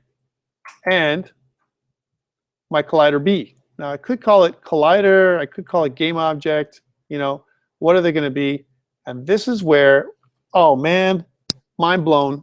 I need to have a generic game object, because if I don't have a generic game object, I'm going to have to say plane and cloud, plane and island, right? That kind of stuff, right? Whereas if I say, well, object 1 and object 2, who cares what they are, right? So I want to script this out for you. I want to say basically, object 1. Here's my object 1, which is of type game object. I don't have this yet, but I will. And then my object 2, here's my object 2, which is of type game object. I don't know what they are, but who cares? They're going to check collisions. I'm going to check collision between object 1 and object 2. Okay, let's pause here, because this is a great place to pause my collision check with my collision manager. And now I get to the point where I'm thinking, okay, I need to create my abstract class, right? My abstract class will give me the ability to compare two objects and say, are they both of type game object? And I have to create that class. Let's go and do this. So it's going to be under objects. I don't have a game object superclass yet. I have a bunch of them right now, but one of the ones I need, I'm going to create this in parallel with this other one, right? So here's my new file. We're going to call this game object.ts, right? Okay, there we go, game object. What does this game object look like? You know what? Let me think about the most complex game objects I have. My plane, let's take a look at some of these to help me out, right? Here's my player, right? I have width and height, and I want these things there because I think every object should have width and height, so I don't want to do this ever with my player. What can I save myself when I make my game object, right? I want width and height to be part of every object, right? So I'll be able to calculate my width and height by, doing my having a width and height getter and setter. I think I want that with every one of my objects. So I'm going to include this. I'm just going to copy all this when I create my stuff. And here's my game object. And of course, let's start making the format for this. I'm going to say module objects is I want to export my class, which is called game object, like this, right? Which extends what kind? Well, it's going to be a create.js bitmap for now. create.js.bitmap. That's for sure. That's what we've been making so far. Bitmaps, right? Okay, cool. So I create my create.js bitmap, I extend it, and then what I want is in my constructor, right? I want the same stuff that I do with the other constructors. So I'm just going to piece this out for a second. I'll leave it out. And what I want in here is this stuff. So my private width and height, and I just grab this from my player. So if I go to my player.ts, I just grabbed all this stuff here, right? This stuff, width and height, my public properties, my getters and setters for width and height, and I put that in there. Yay. You know what? This constructor looks pretty darn good too, right? Remember I told you there's lots of duplication, and this is neat. This constructor looks good. I definitely want to pass in my core assets get result image string, because my image string is going to be different for each of the objects, right? So definitely all this. Let's go back to my game object. And I'm putting it together piecemeal because, you know, it's kind of really important that I get this right. So, what about? There's my constructor. And it won't be create an instance of the game object. That's what I'm doing here, right? Image string is correct. This start, I definitely want to have a start method, right, that I want to duplicate. So let's go back to my game object, or my player, and let's see what it has. I have my check bounds. So I want to have a check bounds as everything? Probably not. I don't think I need it. So far I've had it though for my island. I've had it for my island. I've had it for my cloud, and I've had it for my player. But they're all different. That might mean there might be a interface instead of a, if I was going to construct something with interface. We haven't touched interfaces yet. Let's leave it alone, right? But I could use an interface to kind of make it so that it's required that every one of my game objects has a checkbounds method. So I kind of extend the iCheckbounds interface. Let's not do that for now, but I could if I want to do proper form. This definitely is correct because this start, I definitely want height, width, reg x and reg y. Not this, but definitely this, right? So I got some good stuff I'm copying. And then you're like, Tom, you're copying everything. Well, yeah, that's the point. The point is you want to kind of include stuff that you're commonly using across all classes. This is not true, because this is not true for every one of my objects. But this definitely is true, right? All of my cloud, my island, and my plane all use this. They all do this, right? So now what I'm going to do is when I have all this in there, I can remove all this stuff and make my other classes small, my other plane, cloud, and island classes smaller because they're going to extend this class, right? So this is good. I like this. All right, let's keep going. So in my player class, I'm looking at my player because my player is kind of cool. Check bounds, I don't care about this, but I definitely have some kind of this thing here. I might as well copy all this and go into my game object and put that in there underneath, right? There we go. And I don't need this. In fact, I don't need any of this stuff. I just want to kind of mention it in there because I need an update method.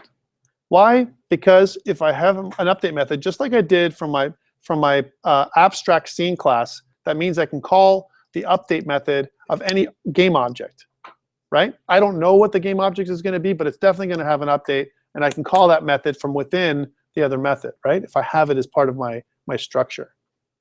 So I'll get my constructor. I might as well pass in some of the other stuff from my island, just because, or my plane, just because of I don't want to, comment this again. So this is the same, right? I want to definitely do this in my game object. So I want to put the start method comments in here because I don't want to recomment everything. I don't have to. This method is initially public properties and private instance variables. That's correct. And my constructor is already done. Got a lot of commenting already. It's like my class is coming together. Right? You might say, well, Tom, you haven't done anything. Yes, I have. Fair, right? Yeah, but this is the way it's done to do it right. So this is a generic. This represents, this class represents a generic game object used in the game. There we go. Okay, that's what it does. Got that. All right, well, just this alone, and let's see if there's anything else we can add in that we have for other classes. So, for example, I know I have in my cloud class, I have this. Take a look, all this, dx and dy for change in x and change in y. Not sure if I have that need of that to put that in my abstract class because my plane doesn't need it, right?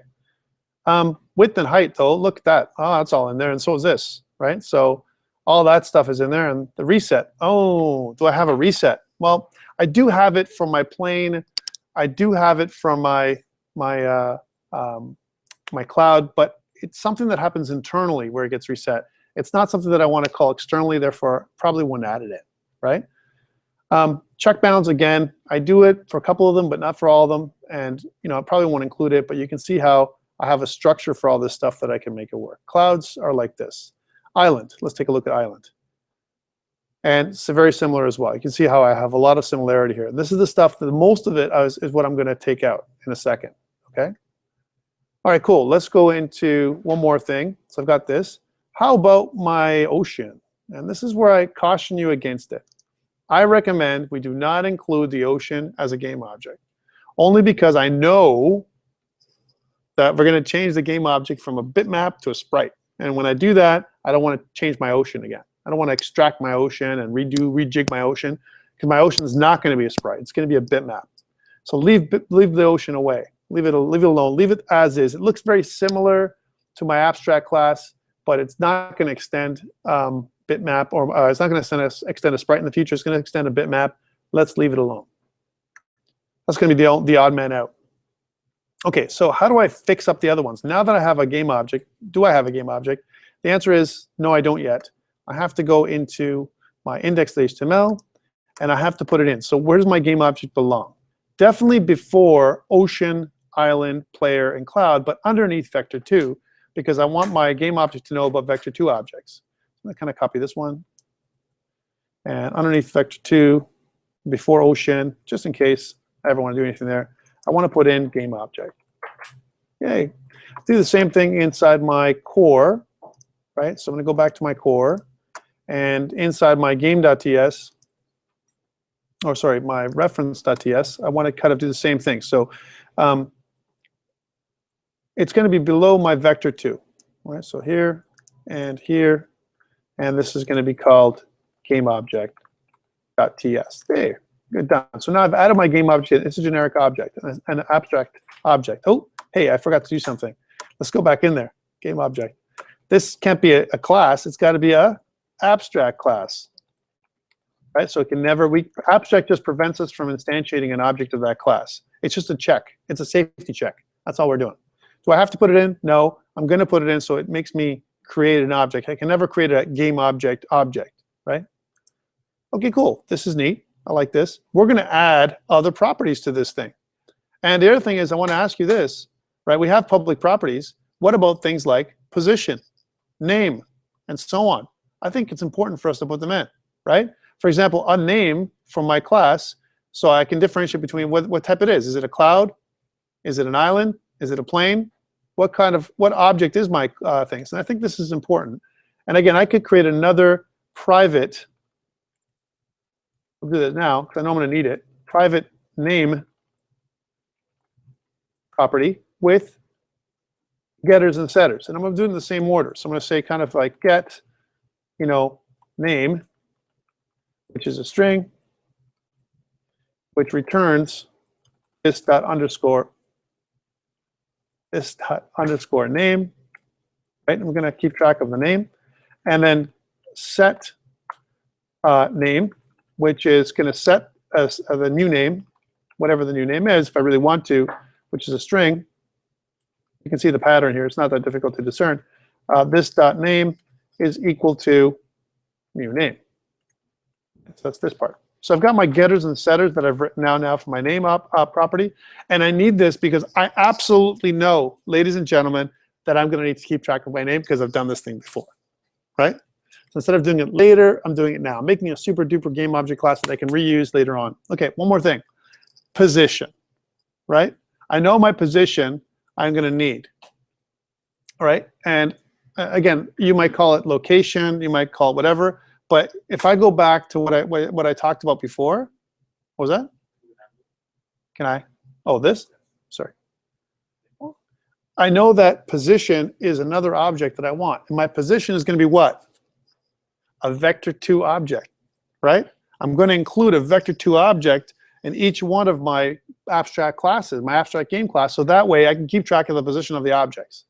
Do I absolutely need that right now? No, but why not have the capability of having that built into all my objects? And by the way, I'm giving you a gift here because once I give you this thing, you can reuse this same abstract game object class in your own games, right? And now you can track position. Each object is going to have their own position. You can track it every single time, every frame if you want. So every time you frame, I want to update the position that you keep track of, right? And the position is going to be what? X and Y coordinates. So every frame, I want to update my position, update my position, update my position. Why? Because I can do something like this. It's a vector2 object. So I can say game object dot position would be the first part of my collision. Game object B dot position is the second part of my distance formula.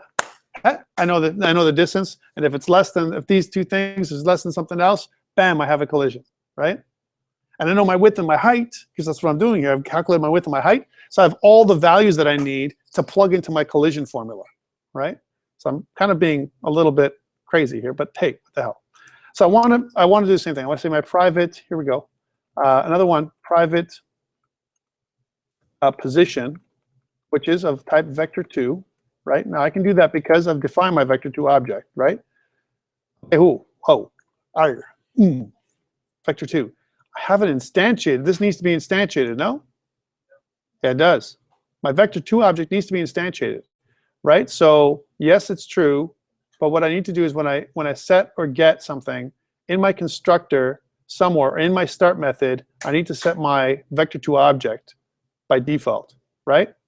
So when I do my width and my height, my regex, my reg y, I'm going to have to say something like this dot position something. Okay, I'm going to do that. So I'm going to kind of put my position there, which means I need getters and setters here. Let's do that again. So get name, position, which is of type vector2, right? And what I'm going to do is I'm going to say something like return this dot underscore position. So when I get my position, it's going to return a vector2 object, which is cool.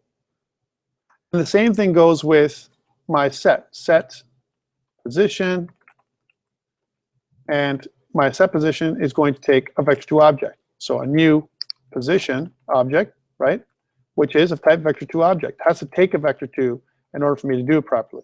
And then I'm going to say this dot position is equal to the new position. So all this is the same pattern, right? Now you can do this differently, but this allows me to do public properties, private instance variables, and maintain the object-oriented methodology, right? Okay, cool. Now that I got this, down here in my thing, I can say, well, this position, right? This position is equal to something else, right? I could say this position is equal to, and then what? Well, it's a new vector2 object, right? Here's how it goes, right?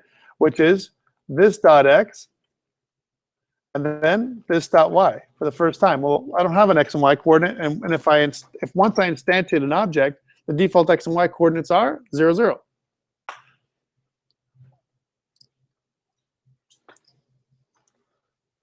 So I've given my position, and then every update, I want to update my position definitely. So I want to update the knowledge of where my object is positioned. So I'll say something like this. So this dot position, right, is equal to a new vector2 object, right? And the vector2 object is going to take the what? An x and y coordinate, which is this dot x, right, and this dot y, right? Every frame. Because x and y, my objects all know where they are located, right? So I can always look at that position, but instead of going this dot x and this dot y for my object, I just have to say position, and then I can take that whole position variable and pass it into my distance formula. Because my distance formula takes two vector2 objects, vector2 and vector2, and I get the distance between the two of them, and poof, we're good, right? Okay, lots of work, but it's all part of it, right? It's all part of this thing, right? All right, now I got my super duper abstract class that I can work with. Now I got the power, baby. Hey, here's something else. Just putting it out there. I want to keep track of my sounds too, right? In the future. My sounds are all going to be different. My cloud is going to make a sound. You know, I'm going to make a sound for my cloud colliding. Hell, I'm going to make a sound for my player, right? I want to keep track of my sound string, right? Whatever that is, right? And we'll add that in later. But I got my super duper object. Okay, how do I do this now? Let's start with my cloud, because this is the top object, right? So top object is cloud. And so instead of me extending my create.js bitmap, I want to extend objects.game object. Woo. Uh-oh. Got issues. Here's what I don't need. I don't need this stuff anymore, because this is part of my super class. Let's start subtracting. I don't need any of this, by the way. Woo. All these properties, goodbye, right? Because they're all part of my abstract class, right? I don't need them. And this is definitely different. So abstract class, well, guess what I'm doing? I'm just going to pass in my image string right through into my abstract class. This just goes here like this, Okay? And the reset method is good. I like this. My check bounds method is okay. That's cool. But all this in my start method, unnecessary. Because because I already do that already in my class, right? Done. Make sense? So all I've done is I've extended my abstract class, right? So that clouds are all game objects, right? Well, if clouds are all game objects, then I can say, well, my one game object with another game object. Doesn't matter which one, right? Let's do the same thing with island, and let's do the same thing with player. So those are all objects too. So if I go back to island, so first of all, let's go to island. Let's do the same thing. So island on the top will not extend create.js bitmap. It'll extend objects dot game object, right? And that means I don't need this part because it's already part of it. Does everyone understand what I'm doing here? How I'm subtracting these properties because they're already part of the abstract superclass? That means I'm inheriting them. I can always call upon them anytime I want, right? And this isn't this. I just need this image string here. So I'm just going to do one of these.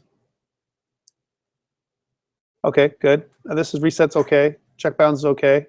This stuff has to be reduced. I don't need all this. I already do it. Okay, my island's done. Okay, let's do one more, my player. And then we're done for my abstract class. And then I can start building my collision. Before we do that, I want to check. I'm going to put my collision on hold for a second, right?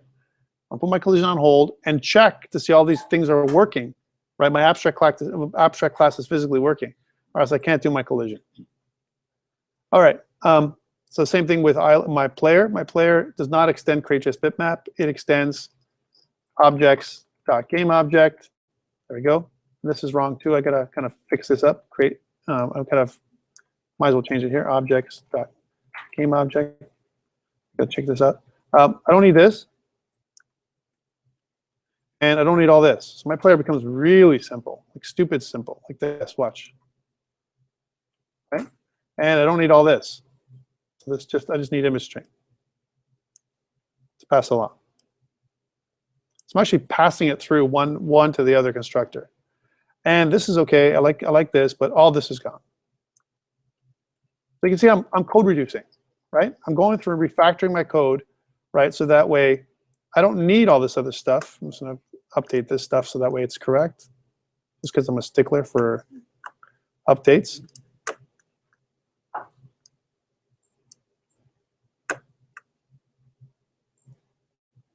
Make sense? All right, so let's just check this out. Now I still have a problem with my my collision manager. Here's my collision manager, which I have this stuff here with game object. It can't be game object. It has to be objects.gameObject. I'm already there. Objects.gameObject. Right? And this is object A and B, right? I could call it A check between two objects, A and B, right? Just like we did before, right? A and B. I don't like using A and B unless there's a reason for it, but it's object A and object B. Makes sense. It's actually contextual, right? So that's what the check does, and the check takes those two game objects. Remember, each game object has each of these game objects is a game object which has a position, right? By default. 0, 0, whatever, and it's going to keep track of the positions, as well as other things. Let's leave this class alone for now, and as if we're not instantiating a collision class, because I want to check to see if all these other crazy changes broke my code, right? There are lots of changes here. So let me show you all these changes, and let's check this out, and then we'll take a short break. All right, so let's stop all this. Whew, crazy. And I'm going to do light server again, light server one more time, just to give me a chance to reinstantiate everything. All right, cool. So I've got my mail pilot class. If everything goes well, then I should be good. Oh man, what happened, right? How come this isn't working? And refresh. We got to see what's going on here. What this is working. Look, now my 430 is kind of weird. Look, it's not kind of, my registration point's kind of off. What happened, right? This is what I'm saying. Broken stuff up, right? So if I refresh and I go back, I can see that this is happening. Let's see what I'm getting in terms of errors. That's the most important thing. So I'm not getting any errors, right? Uh-oh, guess what this means? This means I need to go back and start doing some console outs, right? And let's see what I changed. Why isn't this moving? Because my update isn't happening, right, for my class. right? So let me go back. Okay, I got all these changes, and I got my managers. My manager's not really doing anything right now. It's not erroring out because all it's doing is it's just part of my stuff. I haven't even included my manager in there, but I've definitely included my game object. So let's go back, and I didn't change anything. I just added in my game object. So the challenge is in here, in this my game object class. So I got my width and my height and all this kind of stuff, my name, my position, and all this kind of stuff is happening. Well, I can tell you that my my position is never being instantiated. So I need to do that. So I need to say something like this: vector2 is equal to new vector2. Did I ever do that? And I did it here. So this is one check, definitely happening here. Regx and regY values are being passed in, and I definitely want to do core assets get result image string. That definitely I want to do, right? So otherwise I can't do that. So let's test to see. Well, it's actually showing the image because I'm seeing the cloud and I'm seeing the island, but it seems that they're not updating anymore, right? That's what's happening. It seems like they're kind of instantiating and they're staying in the top left corner of the screen. And then my get bounds height and width are being started. That's good. It's starting this game object class. There we go, right? My update on update, I'm saying this dot position is equal to new vector2. All right, that's definitely happening, right? Where I'm getting this and x and y. That's okay. But something's happening every other update. So during my cloud, I also call my update method, right? Here's my update method for x and y. I'm getting the dx and dy values. So this is all working, right? So nothing's changed in here, right? So something is messed up within my other class. Was that? Well, remember that my update for my game object is never going to be called because my update for my game object is being called here. This is each of my updates. So this update is being called by my play class, my play method. So if I go to my play scene, so if I go to my scenes, play, here it is. In my play scene, I'm calling island update. So if I go ocean, ocean is a game object, scenes.play, ocean, object.ocean, and then I'm calling the update method, right? The update method that belongs to my ocean, ocean.update, right? So these methods are all being called, and so is this one. My player works. I move a player around on update, but somehow, you know, not my ocean, not my island, not these ones. How come? So I need to kind of do a little bit of troubleshooting with my island and my ocean, my island and my cloud. Oh, by the way, my ocean's still scrolling because it has nothing to do with anything. So let's do some troubleshooting. So island. All right, so let's see what my island update does. So my island starts off, right? And on update, you know, I does this.x and my plus equals this.y, and it does check bounce. So just to see if it gets even gets here, I'm just going to do a console.log. I'm going to check in one thing at a time, and I'll say something like island updating, island update. Okay, we're going to say save, and we're going to go. We can see that this is good, right? And it's updated, right? And let's take a look and see if my island got updated. It should say somewhere island update. Right, there it is, island update. So you see that it's transpiling, so that's good, right? And I'm going to go back in here, and I'm going to refresh the screen, go start, and island update. So the island's updating, right? So it's not like it's not updating. Something's not right. It's not like it's not updating the position physically. See if you guys can figure it out, right? There's my cloud. Sure, if I put my cloud update, let's go back to my cloud object. Nothing's changed there. It's not like I'm not calling the update function, right? It just seems that this.dy, this y, right, which is of create.js bitmap, is not updating, right? So here's something to do with my island update. What is my y object? What is the y value, right? What is this.dy? So let's print that out. Console.log this._dy. Right? Because I need to do that. There it is. 5. So dy is 5. That's good. So actually, so I'm getting the values. That's what I want to check. But what's this.y? this dot y, because I didn't change that either. So this dot y, start, and not a number. Uh-oh, that's the issue. My y has no number associated with it. How come? Right? How come my y has no object associated with it? Well, somewhere along the line, I'm just putting it out there, right? When I instantiate my object gets instantiated. What does this y mean now?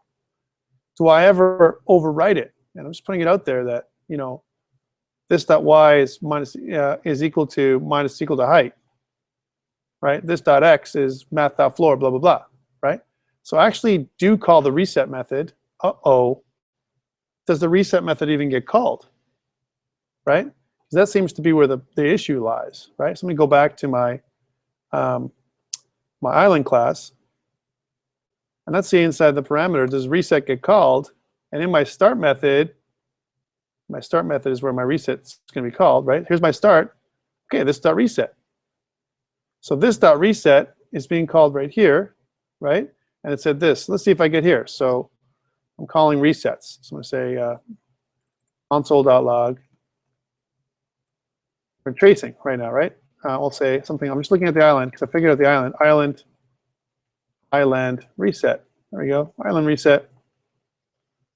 And we're going to go back here and going to go to the scene, start, island reset. Reset twice, actually.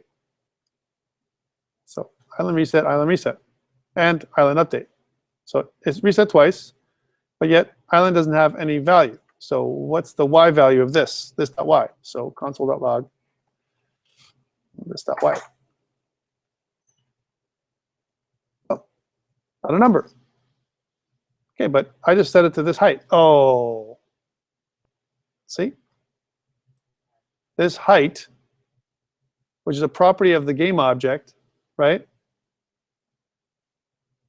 These abstract properties of the game object, she now worky, right? She now worky. That's what's happening. Just putting it out there, right? So private, width, height, name, and position. Oh man, what should they be instead of private? Well, I have no access to this stuff, right? This stuff is set as public, but these ones here, my friends, I have to say we might have to make them public or private, protected. We might have to. So let's change this to protected. It means they can be used by their subclasses, and we still got no issues. This is still not the issue. I've changed to protected. I want to see if that's the issue. If it's a protection level, it's not a protection level, right? So width, height, and they get set somewhere, right? So where do they get set? Somewhere they get set, and I set them here. Well, get bounds width start. I call the start method, and I'm getting the get bounds of width and height, right? And regx and reg y values won't calculate unless I have width and height. These are the two main things right here. So, okay, let's do a console log. So console log right inside here. Let's do console log and this dot width. Doesn't even calculate that. And you can see that in my start method, this start. So my constructor, here's my constructor, and I'm saying, I'll call this the abstract width. Putting it out there. This is the way we track, right? Abstract width.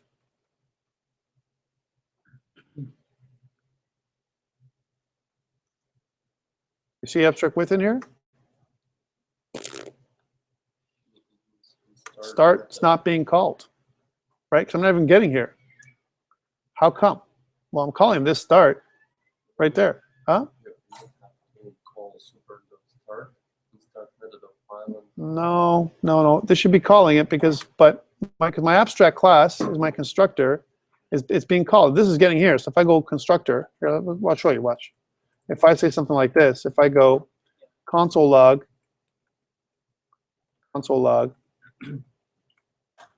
I'll say super constructor.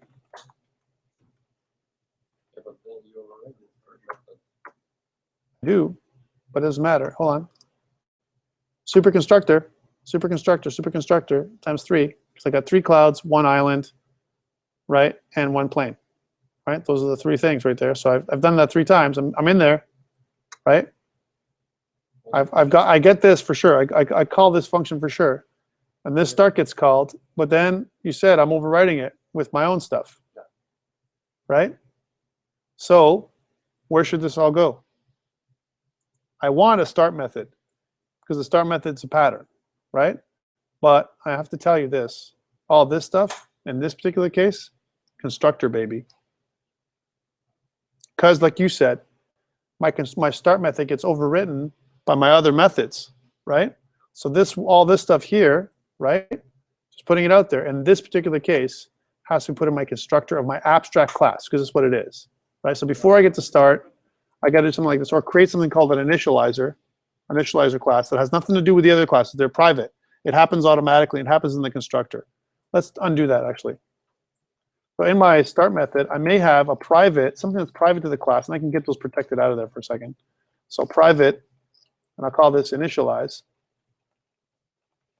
Right? Private initialize method returns void, and all it does is initialize these values because, right? We're going to leave the start method for so it matches the pattern for all the other classes, for the subclasses. It matches the pattern. So I can always go public start because I need those things, the structure I need, right? But my initializer cannot be overwritten if the other classes, if the other subclasses don't have it. So therefore, it would never be overwritten. Okay? My constructor is the same way, right? And what I'm going to do is inside of my start method, or inside of my constructor, I'm going to call this ._initialize, which is going to be calling a private method to do all this work for me, right? Let me just do all this. I don't need this anymore. This is the stuff we have to think about, guys and girls, right? Because otherwise, I know it's so beautiful. I know what I want to do, right? Even my update. Here's something else. My update method. Am I ever going to do this in my update? Because my update method is going to be overwritten. This is never going to happen, right? So this should be in every one of my classes. So I'm just putting it out there, right? So this position, because I want to definitely update my position every class. So that means, and unfortunately I have to do this because it gets overwritten, right? So inside my update, I definitely want to know before I check bounds, after I move my object, right? Or doesn't matter where you put it actually. I'll put it here at the beginning. And then, hey, is this my position? This position does not exist. I love it. See the checks? Huh? That's TypeScript for you. It saved me a hell of a lot of problems. I'll put it here. So this is one. And then my island, no. And my cloud, for sure. So I can keep track of the position of my object. That's for sure, 100%. Cloud, island, and plane. I know you might think I'm crazy when I do this way. You might say, Tom, I would never do it that way. You know, it's different than overriding. Remember, there is no overriding methods for JavaScript. Yes for C#, yes for Java. We have to play with what we have, right? It's just saying. That's why I know that we want to keep track of this stuff. This is one thing that we haven't done before for our island and ocean. Okay, let's go back and see what I'm getting. Start. I see everything moving now, except for my island gets reset a bunch of times. No, oh, no, I'm good now. Look, are we good? Huh? Are we good?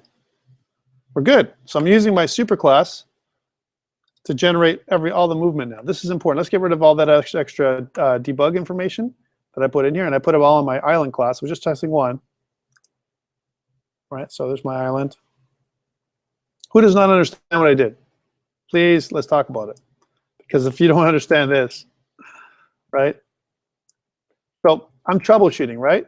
I'm trying to figure out why something's not working, and it's got to come from my abstract class because that's the last change I made, right? Let's make these back into private because that's what they should be. I was checking to see if it was a protection level thing. It's not. And let's check this back out to here. You can see that it still works. Abstract width, okay, and abstract height. This is good, so it's calculating. So I gotta get rid of those in my abstract class. Here it is, console. All right, let's do it one more time. Good, beautiful, looks nice. So we've officially finished off the abstract class and started off the collision class. We're going to stop here, take a short break, and come back and finish. Oh, yeah. I'm pushing this baby. This is the core of everything we need to do. This game object is golden, all right? And I'll tell you that it took me about a year to figure this out, that I could do it, and plus have it enabled. Because remember, back then, TypeScript didn't have abstract classes, right? I had to make a kind of an abstract class and use protected variables. Now I don't have to do that. I can actually, it does something in the background. And if you actually look and see what the abstract class does, what it emits, it does this, right? So it creates the extension, right? It makes it so that because it's, notice that it says enumerable and configurable because of the getter and setters. This is really cool what it does for getters and setters. Enumerable and configurable, right? It adds, our classes are quite complex behind the scenes, right?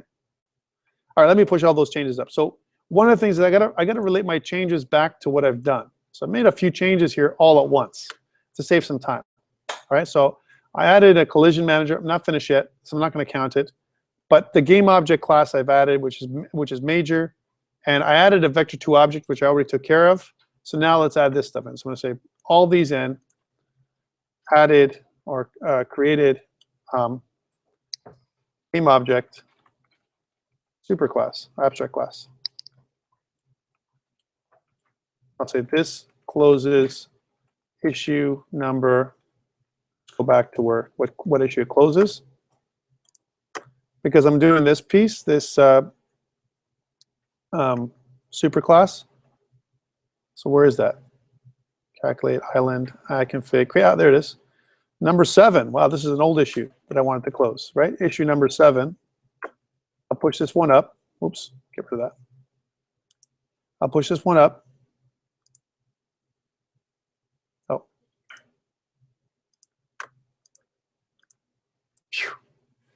Lots of little changes, eh? Did it work? How come it didn't update? How come? Okay. Stop. Git status. Did not work? Oh, no, it didn't. Okay. Git add dot. I'll do mine manually then. How about that? Git commit -m. Right, I'll just do it manually. I'll say created game object abstract class. This closes issue number 7. Git push origin to 0.2. Good. Okay, that pushed it. And if I go back to look at this thing, right? If I refresh, I can see that this is here, and I've closed an issue. I'm going to deploy this feature. I'm going to deploy this feature and close the issue. There we go. Still got 8 to go. Okay, guys, I know this sounds like this sounds crazy, right? But unfortunately, somehow, you get a build, and you got to think to yourself, well, what do I need? I need this, I need this, I need this, and I need this. And then that's how, sometimes that's how your mind works. Now, in a better plan, if I had more time with you, I'd show you first we would draft out and architect all the classes ahead of time. That's the right thing to do. And you said, well, this one would depend on this one. These are all my dependencies.